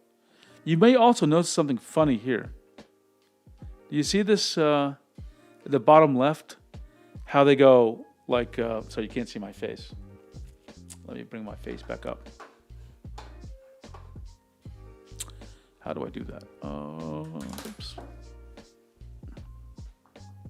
Okay. Do you see how they go like this and then go up? At first, when I did this test, I thought that was just me. It's not me. I can talk about that later. I think Wacom does something funny with UD-EMR pens on their tablets. But the S Pen and the CP913 pen are pretty similar overall, though I think the 913 is a better pen. PW600, excellent, right? PW550, overall, incredibly good, though I have one outlier, I think, which is not quite as good. PW517 pen, not great. It has an outlier, which is pretty good, but most of them are just kind of, they're basically like S Pen material. But notice, by the way, let me go back here. I'll pick on this PW517. Notice when you get something that has a low max pressure, how steep the entire curve is. When you get higher max pressure, yeah, there is some steepness here, but it's only the beginning. What this means is it's important for you to have a good amount of max pressure. Otherwise, your pressure is uncontrollable. It's too sensitive, way too sensitive in a bad way. Okay. Now let's just take a look at a few more things. X3 Pro, decent pen, but look how much variation there is, right? It scatters a lot, right? And I have a lot of these, 10 pens I tested. X3 Elite, kind of a weird shape, but it's pretty consistent, right? For 3 different units. Sense Labs, I only have 1 or 2 of their pens. So you get the idea. That's actually what I measure, right? That's just one reason why I say get the PW550 pen instead of the PW517 for your tablet. Okay. Now I mentioned many times that this steepness here does bad things. Let's try to see some bad things, okay? So let's go to Krita and create a new document.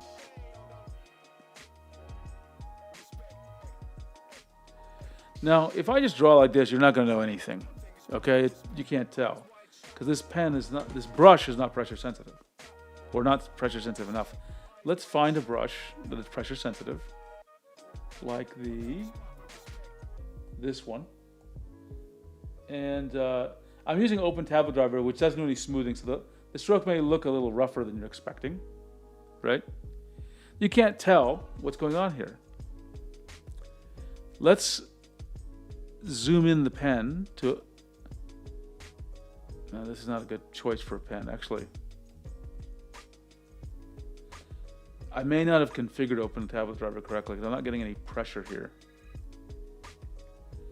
Let me switch. I'm going to switch to the MacBook, and that way you can see the pressure, okay? Where is my MacBook? Okay, there it is. Okay. Give me a moment.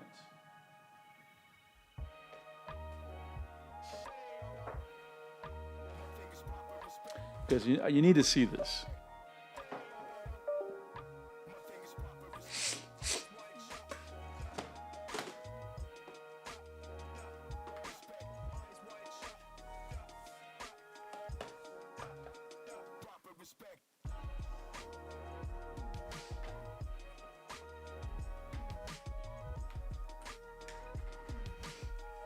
Okay. Let's give it a second.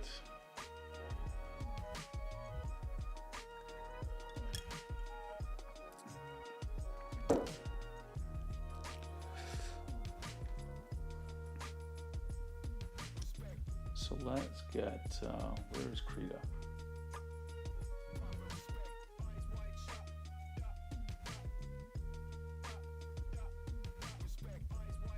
I'm trying to locate Krita. Okay, there we go.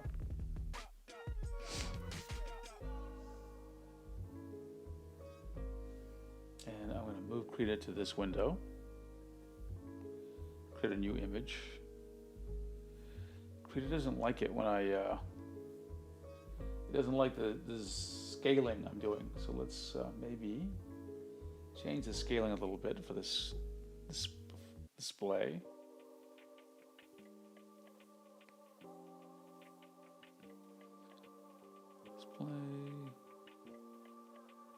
Let's try that.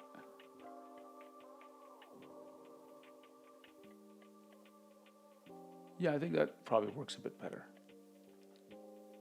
There we go.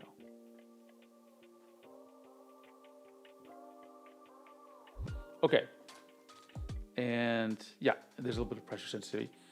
So there's some pressure sensitivity here, but this brush is only 5 pixels big. So we need a bigger brush, right? Otherwise, it's not gonna be very useful for us. Why is my undo not working? Okay, whatever. I'll just edit, delete that. Okay, let's get a bigger brush, and let's pick maybe just a black color, if I can figure out.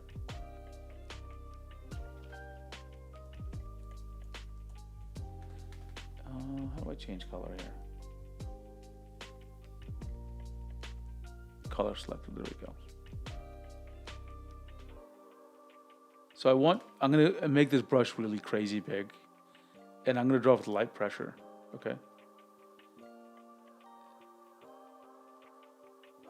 And actually this pressure curve on the brush, which you'll get to what the pressure curve is, it's hiding the problem. Let's delete this. Okay, do you see what's happening here? You see it?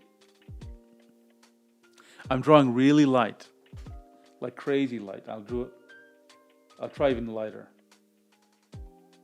What do you think about the stroke quality right now? Does it look good to you? Now I have a couple of questions I'm going to ask you. Number one, do you think I am incapable of drawing a smooth curve? Number two, if you don't think I am, meaning do you think I can draw this correctly, what's causing these strokes to look like this? Right? I'm drawing with very light strokes. What's causing it?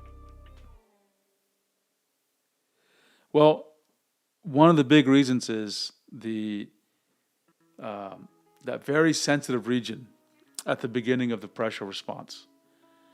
All these pens are hypersensitive, and so very slight changes in how much pressure a human is putting down will cause big jumps in the stroke width. Now, if your brushes are small, meaning they're like 5 pixels, you won't really notice this so much. But as they start getting bigger, you might start noticing it, okay? So another thing is this tends to happen when the pen is vertical, and it tends to happen less when the pen is about 45 degrees. Now, why is that? And that's because, I'm gonna just draw here using this application. Let me find a pen that I can use for this. 1 second. Where is... There used to be a really good pen for this.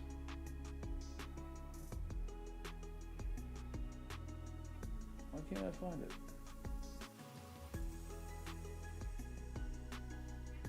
Oh, let's use this one. Why not? Maybe it's a little thicker than that. Okay, so if the pen is like this, and there's the nib. What a really crappy way I just did that. Why is it? It's, by the way, it's not aligned correctly for some strange reason. Probably because I changed the resolution of the screen. Let me restart Krita, otherwise it's going to drive me crazy.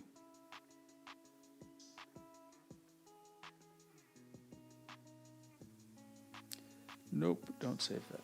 Let's restart Krita.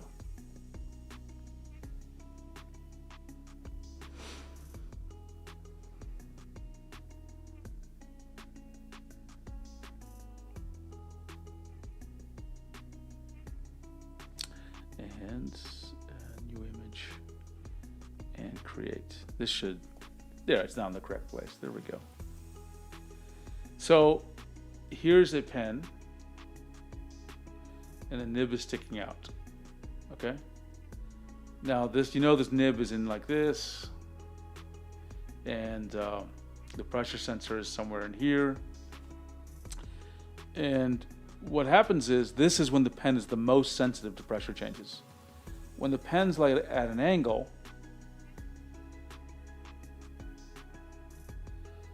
this nib is resting against some plastic in the tube, right? And so some of the pressure that's coming here, right, it's like it's being directed into the plastic of the pen and not into the pressure sensor. So what's a good way for me to illustrate this? Yeah, let's suppose the, and I'm not an engineer, so I know this may sound silly the way I say it. If the vector representing all the force is like this, right, then all of that's being applied here on this pressure sensor. But if the force is coming like this, some of it is, I guess you could say, some of it's applied here, and some of it's applied here, laterally, right? So the net effect of this is tilting your pen will sort of dampen some of that behavior, and it actually increases the IAF. It actually requires you to press harder, and that's actually okay because it actually gives you a little bit more control. So I said the things are out of control typically, and they can be hypersensitive. Let's see how we can fix that. So the way is real simple. This is the hardware behavior of the pen, okay? And we need a way, we need a black box that's going to shift this to be less sensitive. Let me redraw this a little bit. I need more space. Here's how the pen behaves.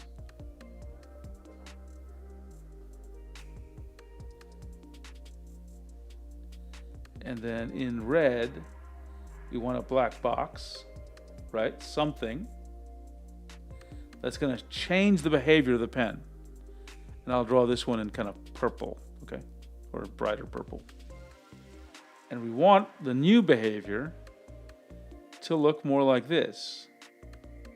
It can still be curved, we just don't want as curved, okay? So that's the question. What is the thing, this black box, that can transform the actual behavior of the pen, what we call the hardware pressure response,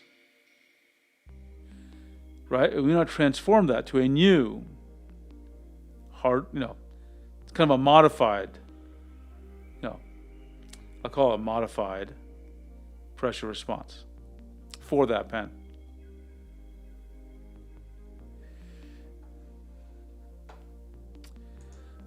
Nick says, the G pen brush you use in Krita has crazy pressure curve.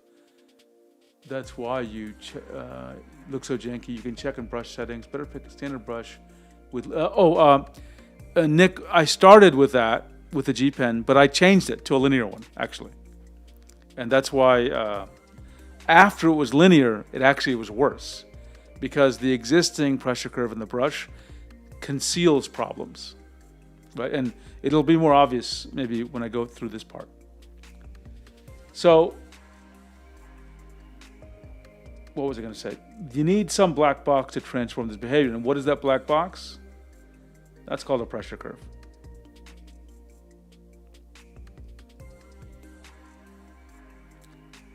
Okay?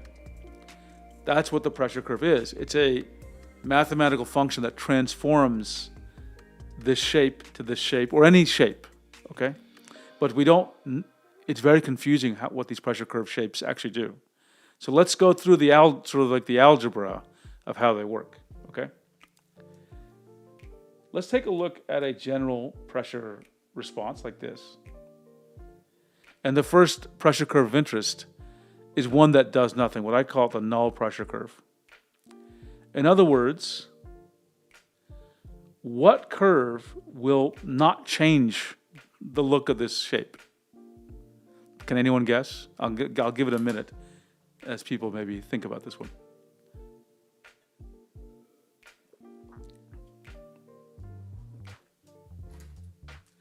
Again, what curve will not change it? So these are the same, right? Input equals output, or the responses. The input response is the same as the output response. Let's see if anyone knows.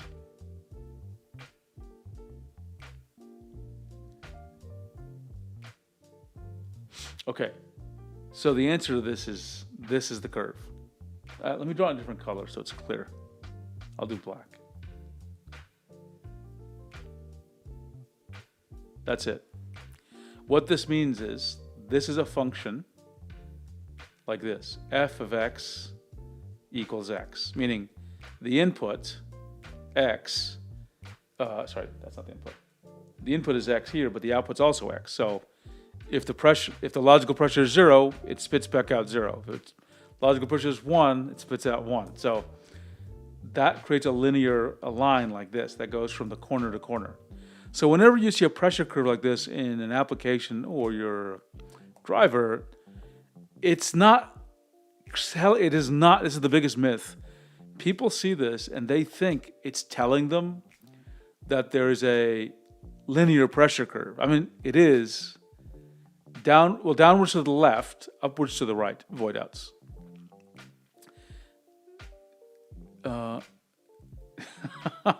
All of them know, don't want to answer, Arch. That's true.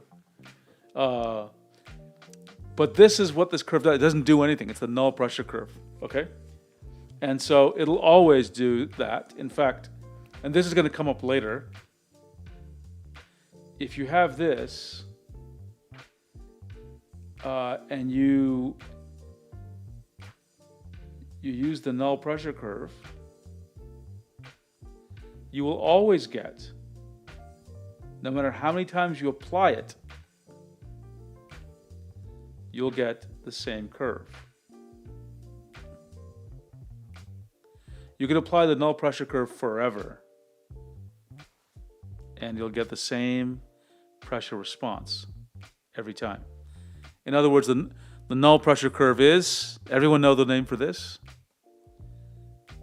It's idempotent. Okay, there's a word from math, okay?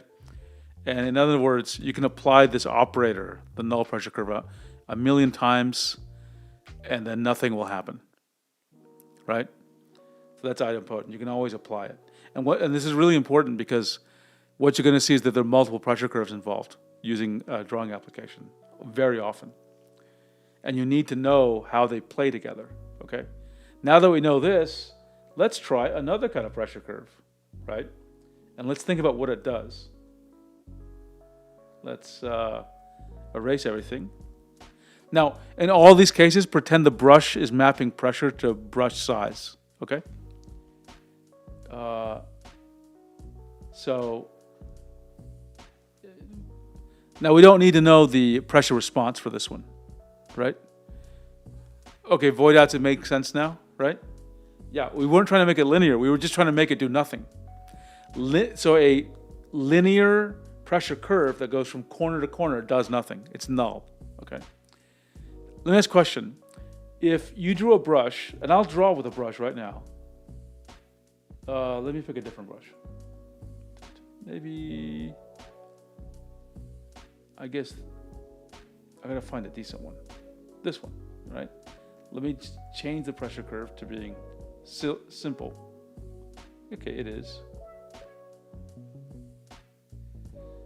When I press light, it's a thin stroke. Oops, let me make a bigger brush here. When I press light, it's a thin stroke. As I press heavier, it's a thicker stroke.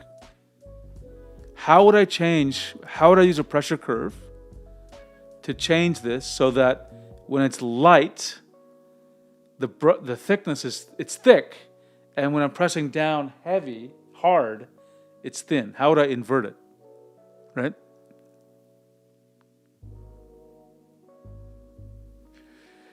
Art says, of course, an English word I haven't heard is some math term made by, what's this? Probably some sicko. Probably a sicko.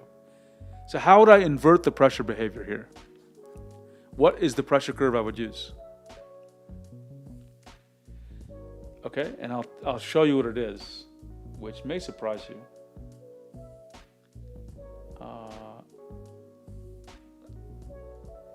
Okay, so this is the null pressure curve. This won't help me, right? The pressure curve that will make this inverted is, guess what? Like this. That's F of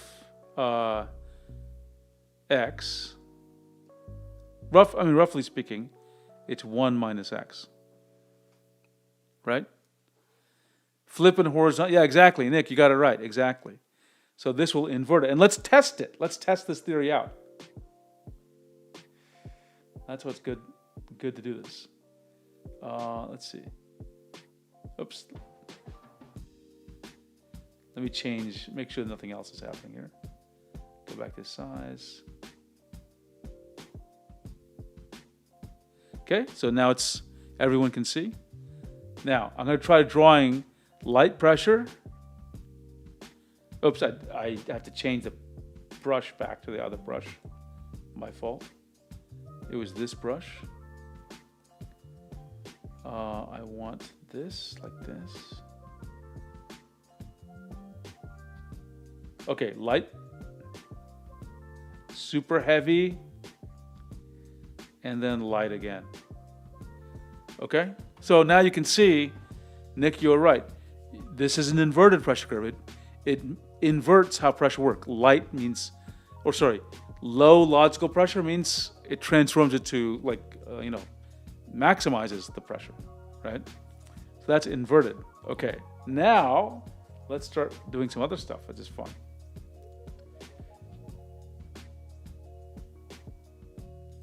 I gotta reset this brush, otherwise it's gonna be, right? Okay, so what if you're drawing, oops, I picked the wrong tool here, sorry.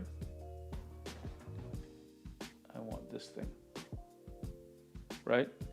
And I'm drawing and there's too much variation. Have you ever done that? You're drawing strokes and, actually let me double check here. Yeah, okay. There's just too much variation.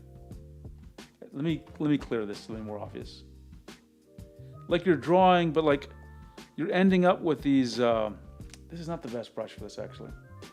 Let me try a different one. Maybe this one will do it.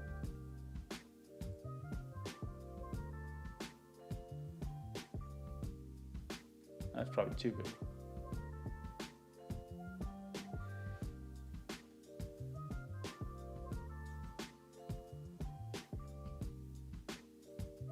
Okay, this is probably good enough. You're drawing, and have you ever drawn something and you're like, well, you notice that you're getting this business here, right? Like, there's a couple of interesting things here. Number one, some of these strokes, the pressure varies too much, right?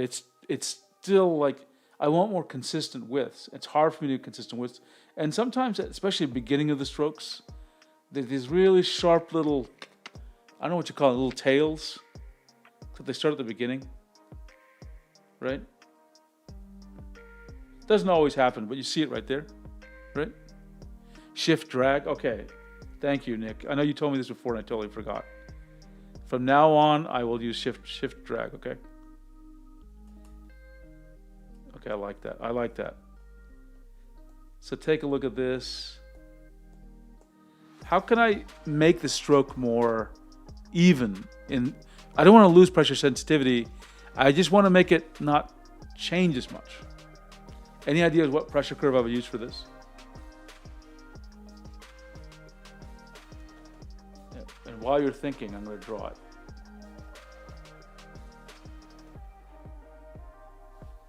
So the null pressure curve is this, right? I want to reduce the sensitivity to the pressure. There's actually a couple of variations. I'll start with, I'll solve the first problem. Remember, I want the stroke not to begin so thin, and I don't want the stroke to vary. So you know what curve I would use? This one. It would begin higher. It wouldn't go all the way, right? If I wanted less variation in the stroke width, I would make it more like this. Okay, let's try it in action.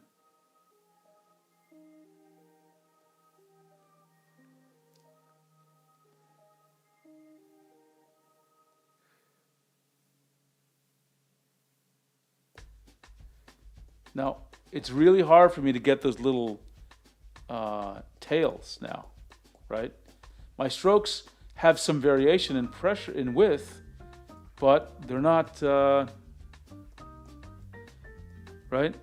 They don't end with those little things. Yeah, Arch, that's another option. If you do want it like that, you can also, let me verify that you and I are on the same page.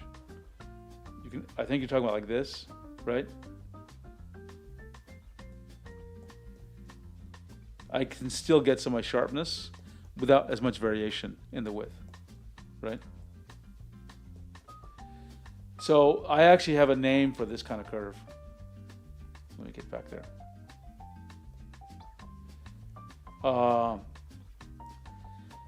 I call a curve that changes the minimum and max values as constraining the range, right?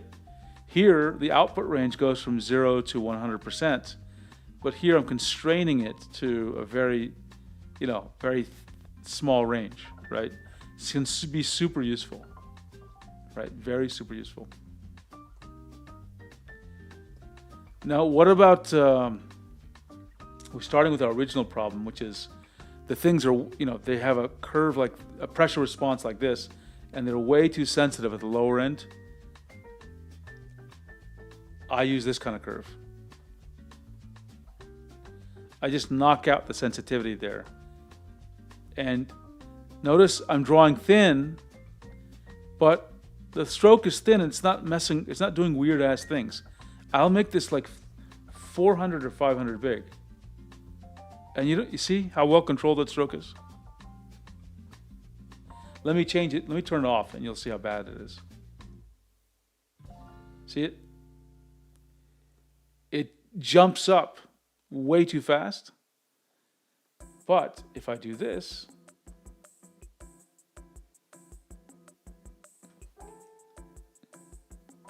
it's so much better controlled.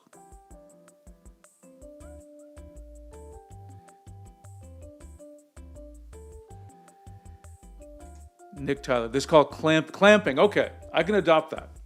Clamping the, so I guess, could I say clamping the output range?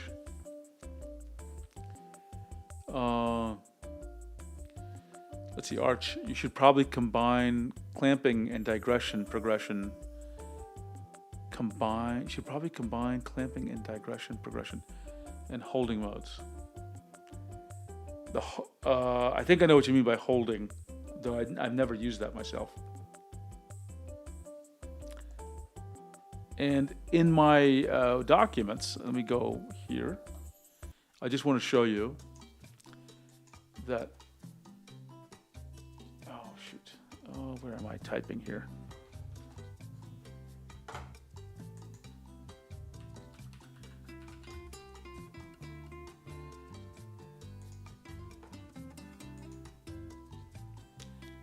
I go through all the logic of this stuff, and I just have the shape of different pressure curves, right? My little family of different things. So like, they all have different uses, right? But the one I think that delivers the most bang for the buck is the simple curve down like this, right?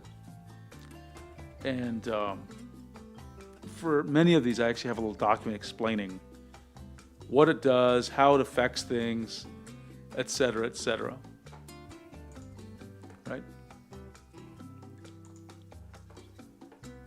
And let's see, I want to just make sure.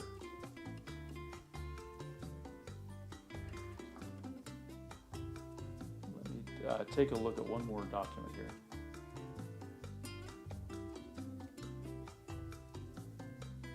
Documents, OneDrive, where is it? Documents. No, not that. Don't worry about that. Let me check in my YouTube channel.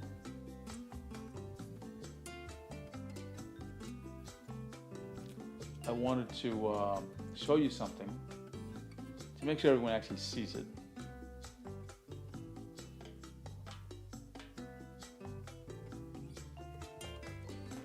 Seven pins. Yeah, oh, look at that. There's that thing I drew yesterday. Isn't that nice? I had a couple of videos. I think I made them in 2024. And maybe also in 2023. Yeah, they're called, the series called Under Pressure, right?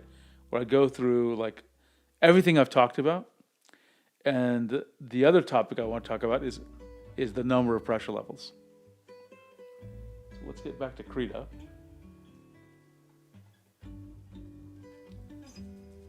And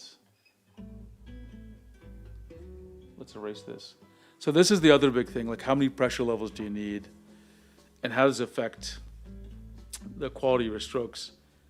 Realistically, you know, let's find this here.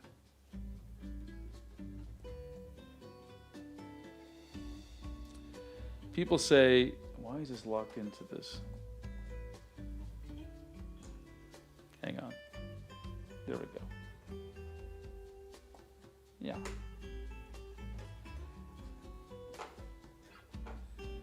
Let's see, and this is the second way. Shifting curve up and down with C-curve will change your tip feel to hard soft, that's right. And yes, you can combine both ways to make a brush hard, but at the same time clamp it to make reaching max. But yeah, you can combine these together. Oh, now I know what I wanted to mention, now that you brought this up, Nick, is how things combine, right? Which is a really wild topic. Because what gets confusing here is that there are multiple pressure curves, right? So let's take Krita.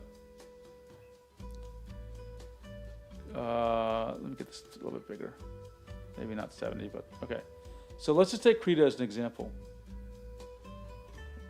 So we know that in Wacom, in the driver, it has one curve. I'll just draw the curve like, maybe not like that. There's one curve there. In Krita, there's another curve. So this is the driver. I'll just call this a global curve. Krita has a app global curve. And then Krita also has a brush local curve. These are my terminology. And the thing that can confuse people is that all the curves are applied.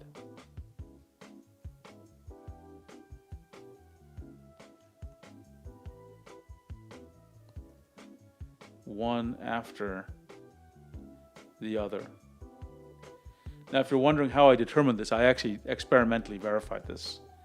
So basically, if you try setting these curves, you'll notice they all are applied, right? So this really raises the question, which ones should you use? People have different philosophies. I tend to correct certain kinds of problems with the driver pressure curve and certain kinds with the brush pressure curve, right? So for example, if a pen is too sensitive, I tend to correct it here.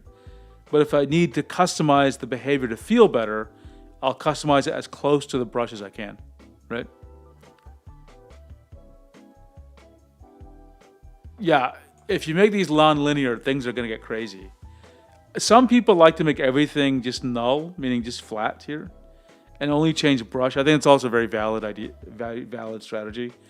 Because if your brush is behaving differently, it's easy to debug where the problem is, right?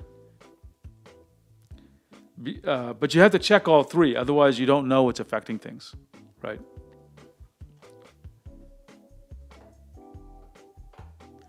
Let's see, to maximize suffering. No, these are all wonderful features that Adobe has never heard of. Does Adobe not have pressure curves? I'm curious. Oops, let me. Okay, I need to take a quick bio break. I'll be right back.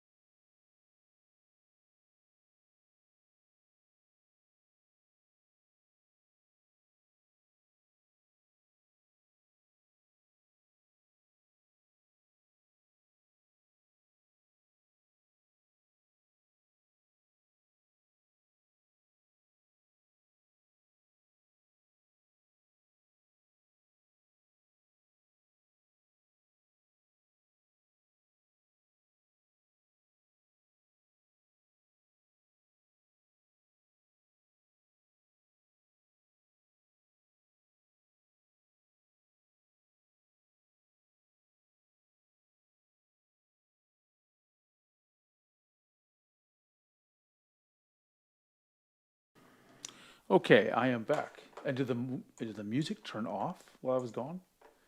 Sorry about that. Let me fix that.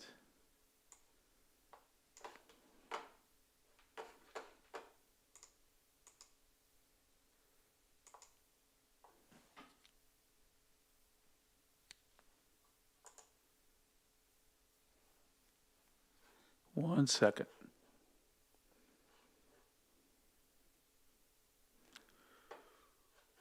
Why did the music turn off?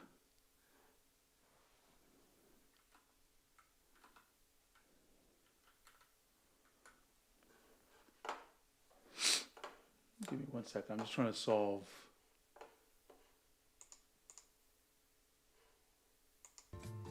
There we go. Okay. Back. Whew. Okay. Thanks for your patience. Okay. Let me catch up to the comments.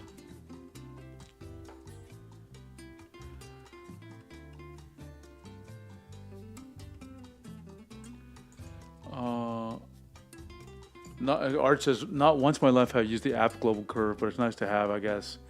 Yeah, at the very least, I think people should check to see if it's set, because it can interfere with debugging. That's why I think it's useful. Let's see, Nick, I think you're replying to my question about this Adobe not have pressure curves. You said, not at all. Interesting.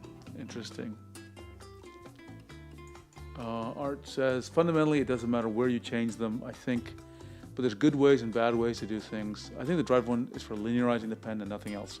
That's actually, my position is very close to what you're saying in spirit. I would say it like this. And some people disagree with me, so I'm not, locked into this completely. But my general philosophy is, I use the driver pressure curve to fix problems with the pen. Like hypersensitivity is a problem, meaning non-linearity. And I tweak behavior in the brush. Does that make sense? So for example, let's suppose a pen has too high a maximum pressure, meaning I have to press really hard to get 100%. That's a problem. That's not a customization, that's a problem. I fix that problem in the driver. If a pen is too sensitive, I linearize it. That's a problem. I fix that in the driver. Let's suppose I want a brush to be more consistent, right? That's more of a customization. I'll do that in the brush pressure curve. So I think, hopefully, I think we're aligned, Arch.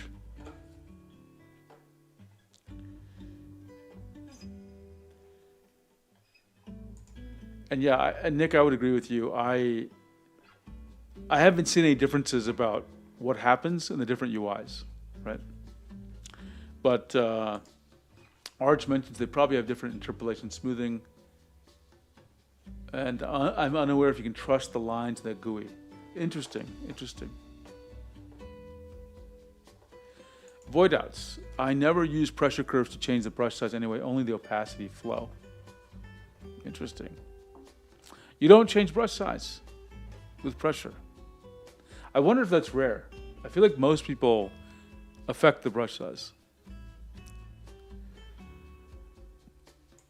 Let's see, Nick says, if you make a C curve in Krita, it will work the same way if you make the driver, but never do it in both places. Yeah, you can mess things up if you do. Or at least you can make it very hard to figure out what's going on if you do it in both places.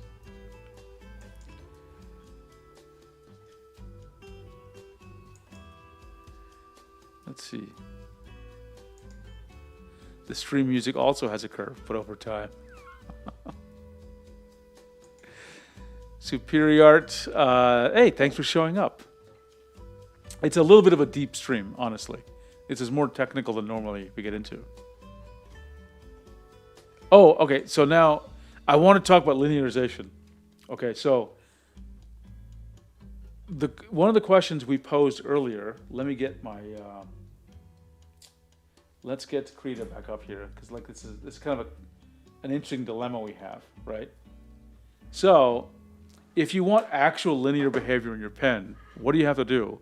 You have to understand the pen's actual behavior, meaning you need a digital scale, and you need to collect a bunch of data points, and then you need to plot this out. Let me show you. You need to plot this curve here, and then you need to come up with some curve here. Let's just pick this one. And so you have to collect, let's just make this up. Let's just say you have to collect 30 data points, which is going to take you about an hour, by the way. Then you pick a curve in the pressure curve, and then it's going to give you a new behavior, which is like this, right? And then you're going to collect another 30 data points, because you can't see the curve. You have to collect data points to get the curve. This is going to, eventually, if you do this enough times, you'll find the exact curve, like let's say this one, which will give you something that mathematically is linear, okay? Drink water. You love the people thumbnails? Hey, I love people. I'm totally happy with putting them in my thumbnails.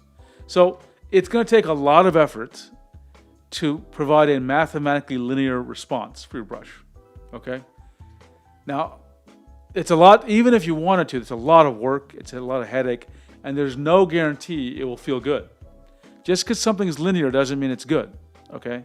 So my proposal, which I think Arch, you and I were aligning on this, at least before the stream started. My proposal is we should have a, what was the word you picked, Arch? Perceptually linear, was that it, right? And here, so how do you, in other words, you want your brush to feel good / linear without having to do a bunch of measurements a million times. So what's the strategy, right? And I actually have one, but let's see, drink water has a question. Is there a way to fix the problem of stylus not making thin lines after making full pressure thin lines? That is, okay, let me make sure I understand. Once you made a thick line, I think that sounds like a hardware problem with the stylus. I feel like it sounds like there's like something physical going on with the stylus that's remembering this heavy pressure. So I don't know how to fix that. And I don't have any of these older styluses that exhibit that problem. If I did, I would play around with it. Drinkwater, do you know a specific model of tablet and pen that exhibit the problem? Because I can get one and try, honestly. I'd love to see what happens.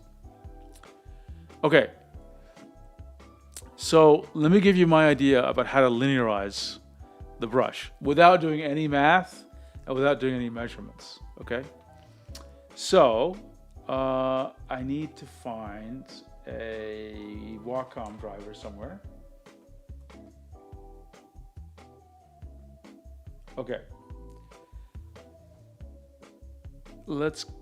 Where's the pressure curve here? Let's see. And what you need to do is then you need to find where 100% physical pressure is, right? So you need something that tells you how hard you're pressing, right? So let's see if we can find out where this is here. Where's the curve here? Okay, there we go. So it'll be different on different drivers, but we're going to look at this thing here, okay? And you just have to know how it feels for you, okay? So press down and get as close as you can to just being right under, not at. Because if you're at, then you can go over. Stay just a pixel under 100%. And think about how heavy you have to press, okay? That is 100% logical pressure, and by definition, 100% physical pressure for your pen, okay? Then, whatever that value is in your head, if you remember how hard you're pressing, what we want to do is, knowing that these pressure responses are curves, we want to get press down and don't look, actually, press down, but don't look at this bar. Don't look at what the UI tells you. Just press down until so measure back to 100 and then measure to where you feel 50% is. Okay? Like, what do you perceptually feel is 50%? So for me, if this is 100%, which I know how hard I'm pressing, half of that feels like this to me. I'm not looking at the blue bar now. Now I'm, okay. Okay, so what you see is, let me draw on Krita. So step one is like in the driver UI, get to 100% pressure, right?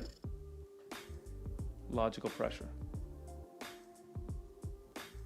Step two is, and actually remember what it feels like. And then press to what feels like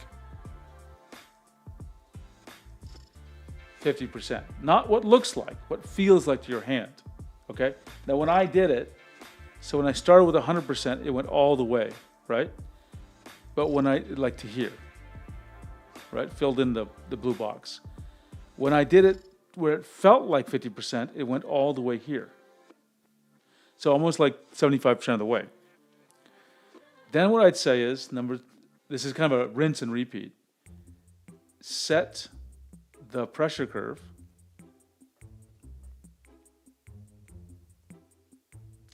until logical 50 is your perceptual 50.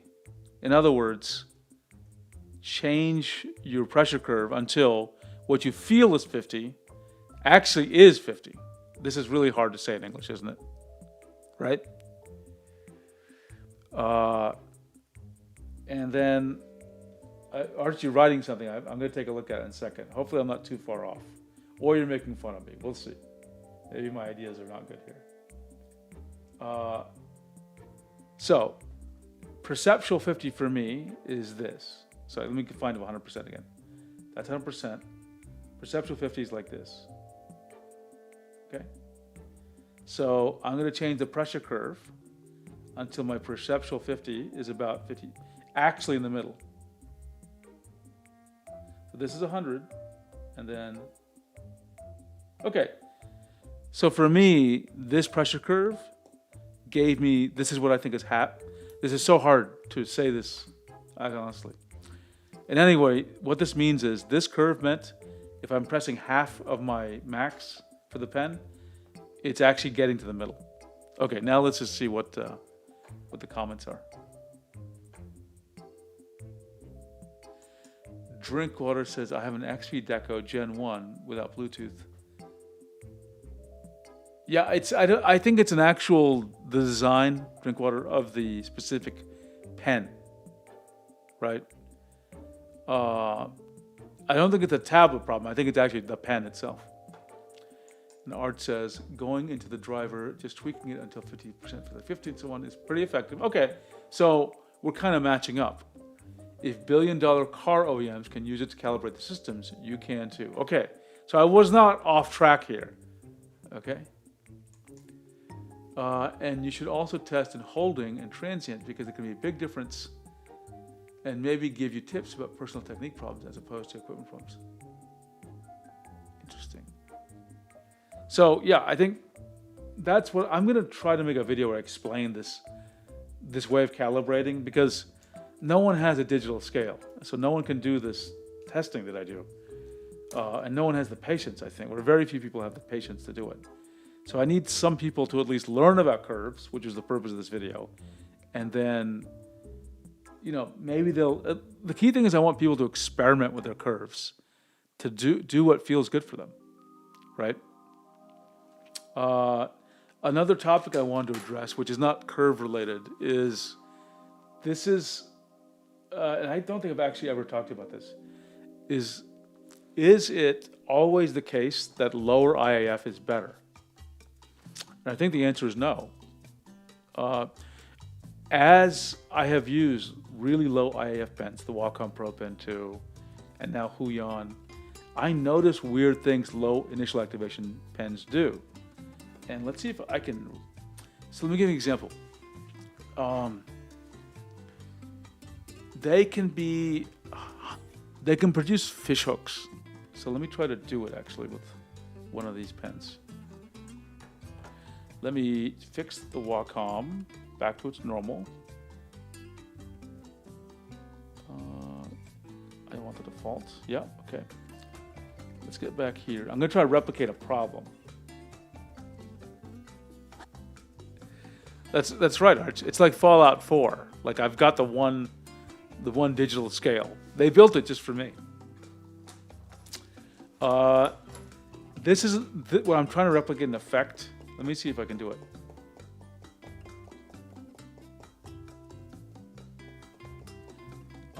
I'm not getting it done here. Maybe with clip. Maybe we'll clip do it. Actually, let me double check for any smoothing here. There's no.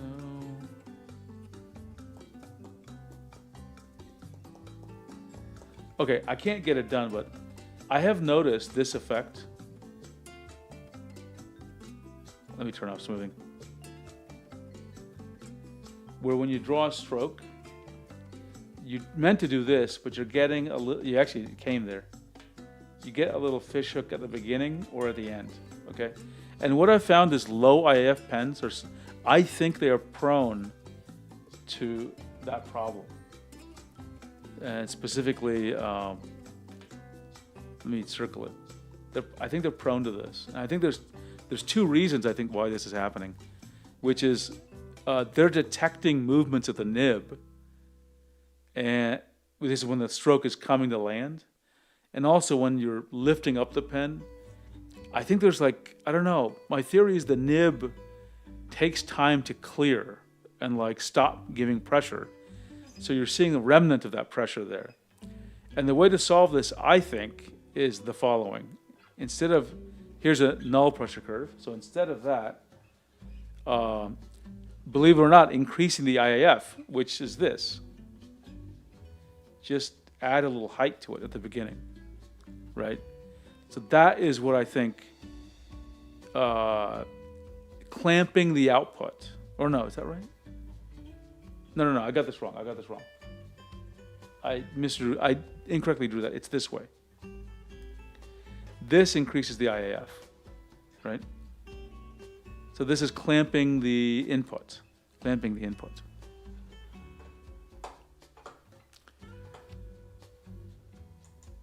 Drinkwater, do you see that a lot with the Apple Pencil Gen 1? I'll have to try it out because lots of people complain about it. And like, there are techniques. Arch, finding adequate digital scale to do my own testing, which wasn't expensive and was available. It was like finding hen's teeth. So you do have a digital scale, Arch? I found one that wasn't too expensive. I was actually surprised. Nick Tyler says, by default, Wacom is clamping the... Yeah, they clamp the lower end, but remember, they're really sensitive. So I think sometimes you need even more aggressive clamping. Oh, gosh, darn it. Thank you, Arch. Thank you. Okay, so let's just do this again. This is like, if you draw a stroke, you might get these things here, right? And I was saying that instead of a null pressure curve, that people could try a pressure curve like this. Oops. I drew that wrong again. Where there's some distance from the left. So this is an effective increase in IAF. That was my suggestion, right? Thank you, Voidouts, for telling me. I always make this mistake when I'm drawing sometimes.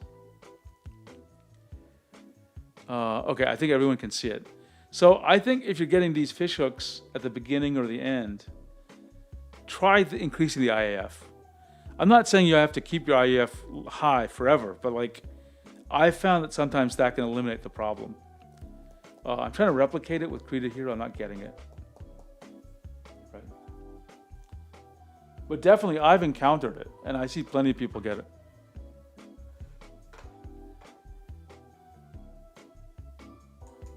Although the real damper will be my autistic need to engine a perfect automatic pressure testing system that's fully repeatable, weighs nothing, and makes electricity instead of using. Okay, I like the idea. I love the energy. If you can build something like that, especially the makes electricity, that'd be awesome.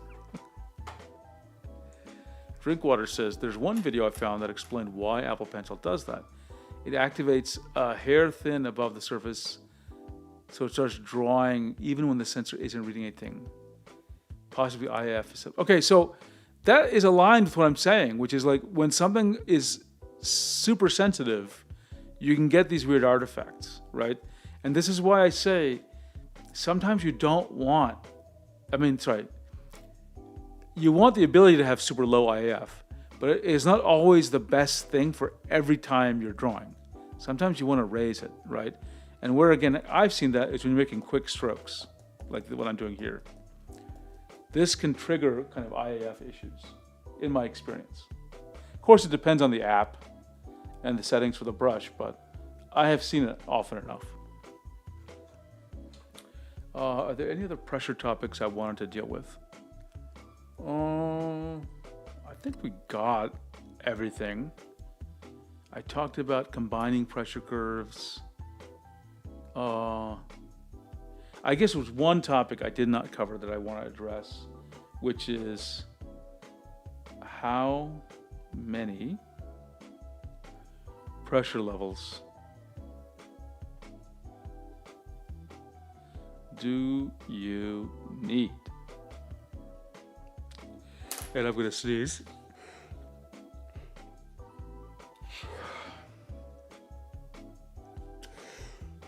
Oh, that was a weird sneeze. Okay.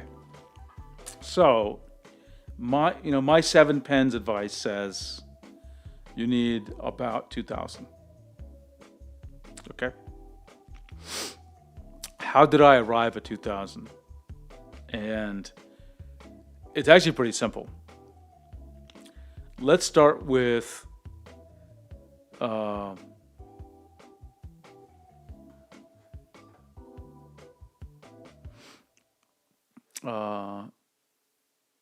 well, you could get by with far fewer than 500 drink water, and I've tested that. Actually, I'll play a video in a second. Let me find it, because once you see it, you're gonna be. I think it's worth seeing. Let's see, where is 7 pens?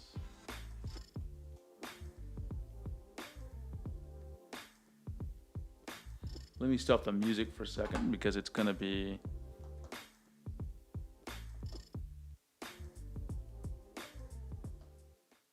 Okay, and then I'm going to find some videos, and it had the word hype in the title. I know you can't see it. We'll get right there in a second. Yeah, okay. You should be able to hear the audio when I play it, okay? Okay, you can't hear the audio.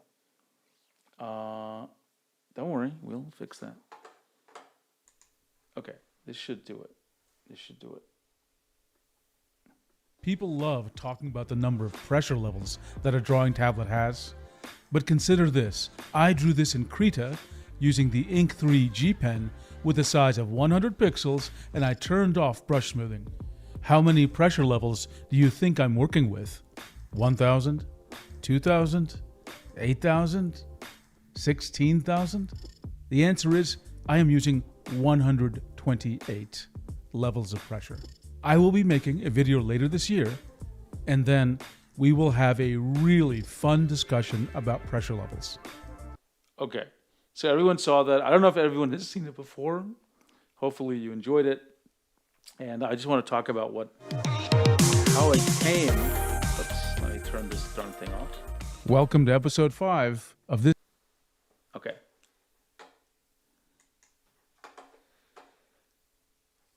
So how did I come up with 2000? It's actually pretty easy to explain. Let's get Krita here. So does everyone admit if I had a brush of 10 pixels, right, that there's only a couple of sizes, 1, 2, 3, 4, 5, 6, 7, 8, 9, 10. Because a 0 pixel brush doesn't help, right?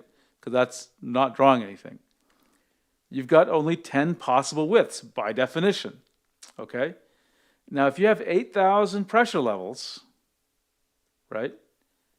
What does that mean?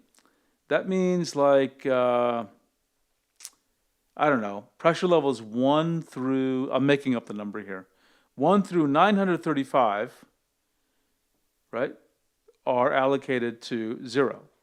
And then 936 to, I don't know, 1,875 are mapped to 1. In other words, they're all bucketed, okay? So 8,000 get bucketed to 10, okay? Now, now the next question is, how big a brush will you have? Well, how many of you are drawing with an 8,000 pixel brush? And the answer is 0.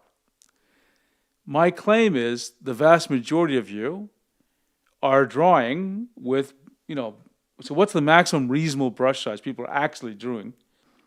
Which is, let's just say 500, okay? That's what I would call your maximum real brush size. Now, some of you will say, hey, I draw with a 1,000 pixel brush. But people who are drawing with like a 1,000 pixel brush aren't drawing strokes.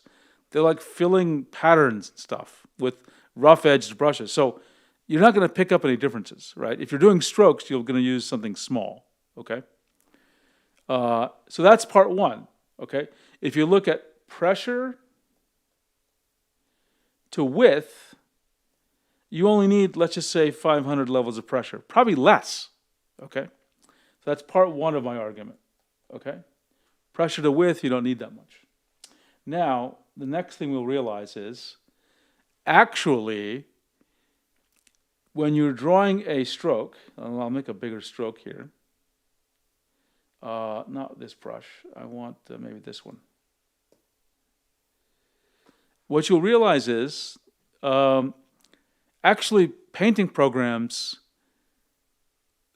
even if the brush is 10, they change the transparency of the edge pixels to give you the illusion that you have many more levels of size, okay?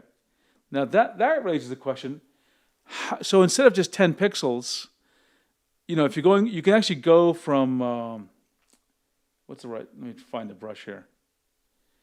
You're not going from from 1 to 2 to 3. You're going like 1 to 1.1 pixels to 1.2 pixels. But wait a second, what is 1/10 of a pixel? Well, applications use transparency to give you like 1/10 of a pixel, right? It's not really giving you 1/10 of a pixel, but visually it can give you some of that effect. So, how many levels of transparency do we have, right?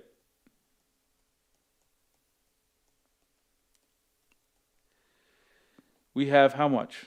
We have 2 to the 8th, which is 256, right? So that's, even if with a 10 pixel brush, to account for transparency, meaning sub-pixel stuff, you need to have 256 levels, okay? And let's increase that a little bit, right? Let's just say, everyone knows like Nyquist theorem, right? And just in that same kind of analogy, let's give ourselves some leeway and say, if there's n different n different, what's the right word? N different visual sort of like manifestations, manifestation's a bad word, then we're going to need 2n pressure levels, okay, to successfully get that. So, remember what I said earlier? You can probably get by with the largest pixel brush you're going to have is 500. So, you need 1,000 levels of pressure. And then why is it 2,000? Because I just multiplied this by 2 again. That's how I arrived at 2,000 levels of pressure, okay? Is it scientific? No. But I really claim people can't tell the difference, okay? I am willing to believe someone could if there was a, what's the right word? If there was a, hang on. If there was some sort of like double-blind test where they were asked to draw with so many pens and we artificially restricted the pressure levels and they could successfully, better than chance, identify which pens had, more or less pressure levels. I just don't think a human can do it, right? So Arch, do you agree with what I'm saying? Nick, what do you think about my theory here? This is how I got to 2,000 levels of pressure. It's just some basic, how will the pressure get mapped to transparency and size, and then a little bit of buffer factor. That's how I got to 2,000. I will say when I used a Wacom a long time ago that was 256 levels of pressure, and when they upgraded to 1,000, I couldn't tell the difference. And when they upgraded to 2,000, I still couldn't tell the difference, right? So that's why I think it doesn't really matter when I hear things like 16,000 pressure levels, right? Okay, so I think I covered every topic on pressure. Yeah, I think I did. Are there any other things people need me to cover? Other than that, I'll end the stream. But we got through everything, which is good. And I'm going to try to make a couple of videos as a result of this. One is just people today in Reddit, someone complained about their brush jumping up to like 80% pressure when they're pressing lightly. And I was going to just tell them the basic theory of like which pressure curve to use, right? With just a little extra explanation to tell them why that pressure curve will help. Okay, let me just take a quick look to see if there's any other questions here or in the Discord.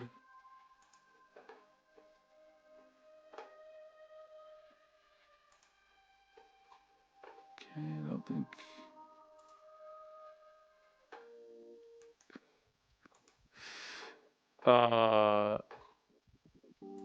Okay. Okay, I think we're good. Everyone, thanks for your patience. This was another kind of like fun, just random stream to do.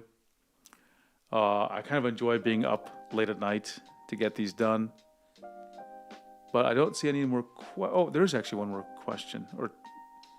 Do you have any info on if the pen tab industry will try to implement barrel as a feature? I don't have any information about that, Drinkwater.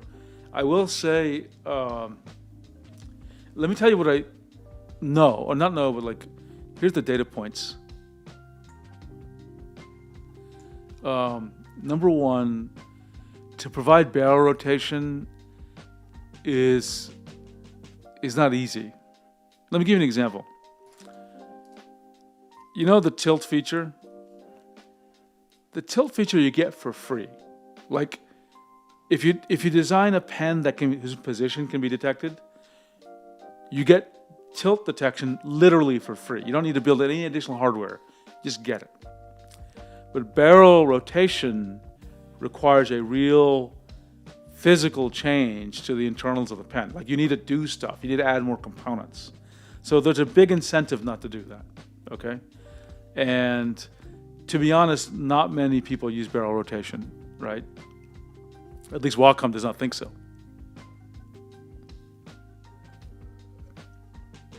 And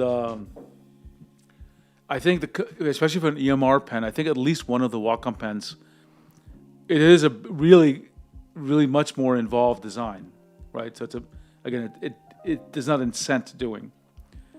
Now, I thought barrel rotation was going to disappear from the world, but Apple added it. So what I am hoping is that because Apple added barrel rotation, what we're going to see is people are going to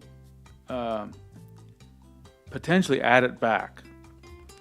Like maybe Wacom will, just because it kind of is weird for them to have lost status by not having it, right?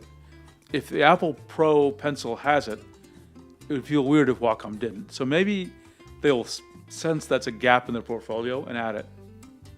But we haven't heard anything from Wacom about it.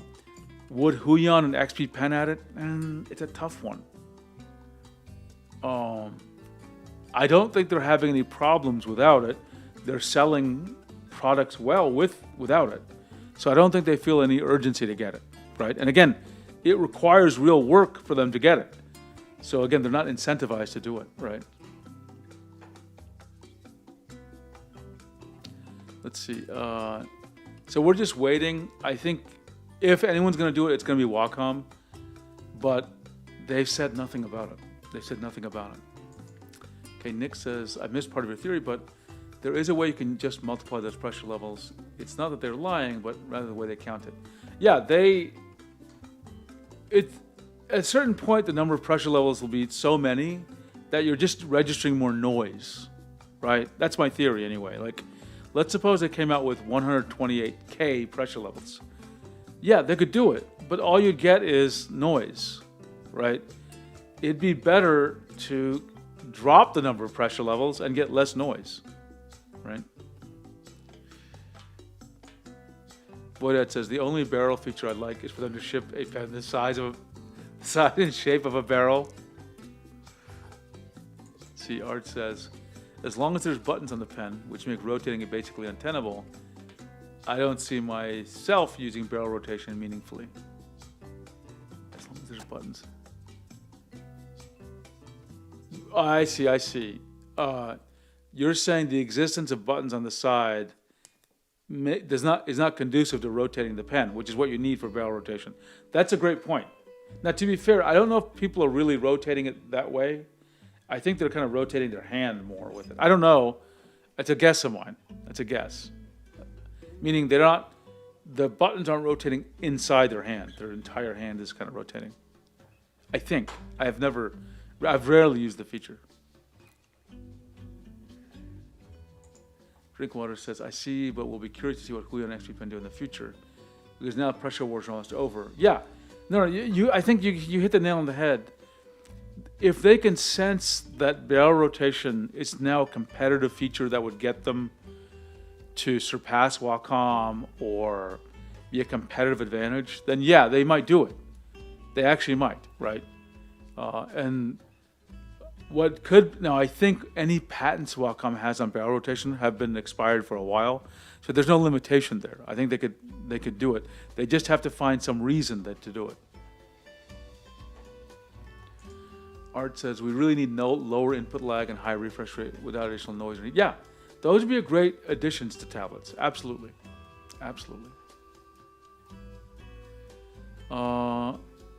Nick says to Arch, there are some cool uses for it, meaning barrel rotation, calligraphy style. Yeah, I could believe that. Right? I myself tried barrel rotation, but I don't like it because it's another degree of freedom that causes my strokes to look inconsistent, because now I have to worry about barrel rotation. So that's why I don't use it. I have to think about it, which I don't want to think about it. Okay, I think we covered everything. This was a good session.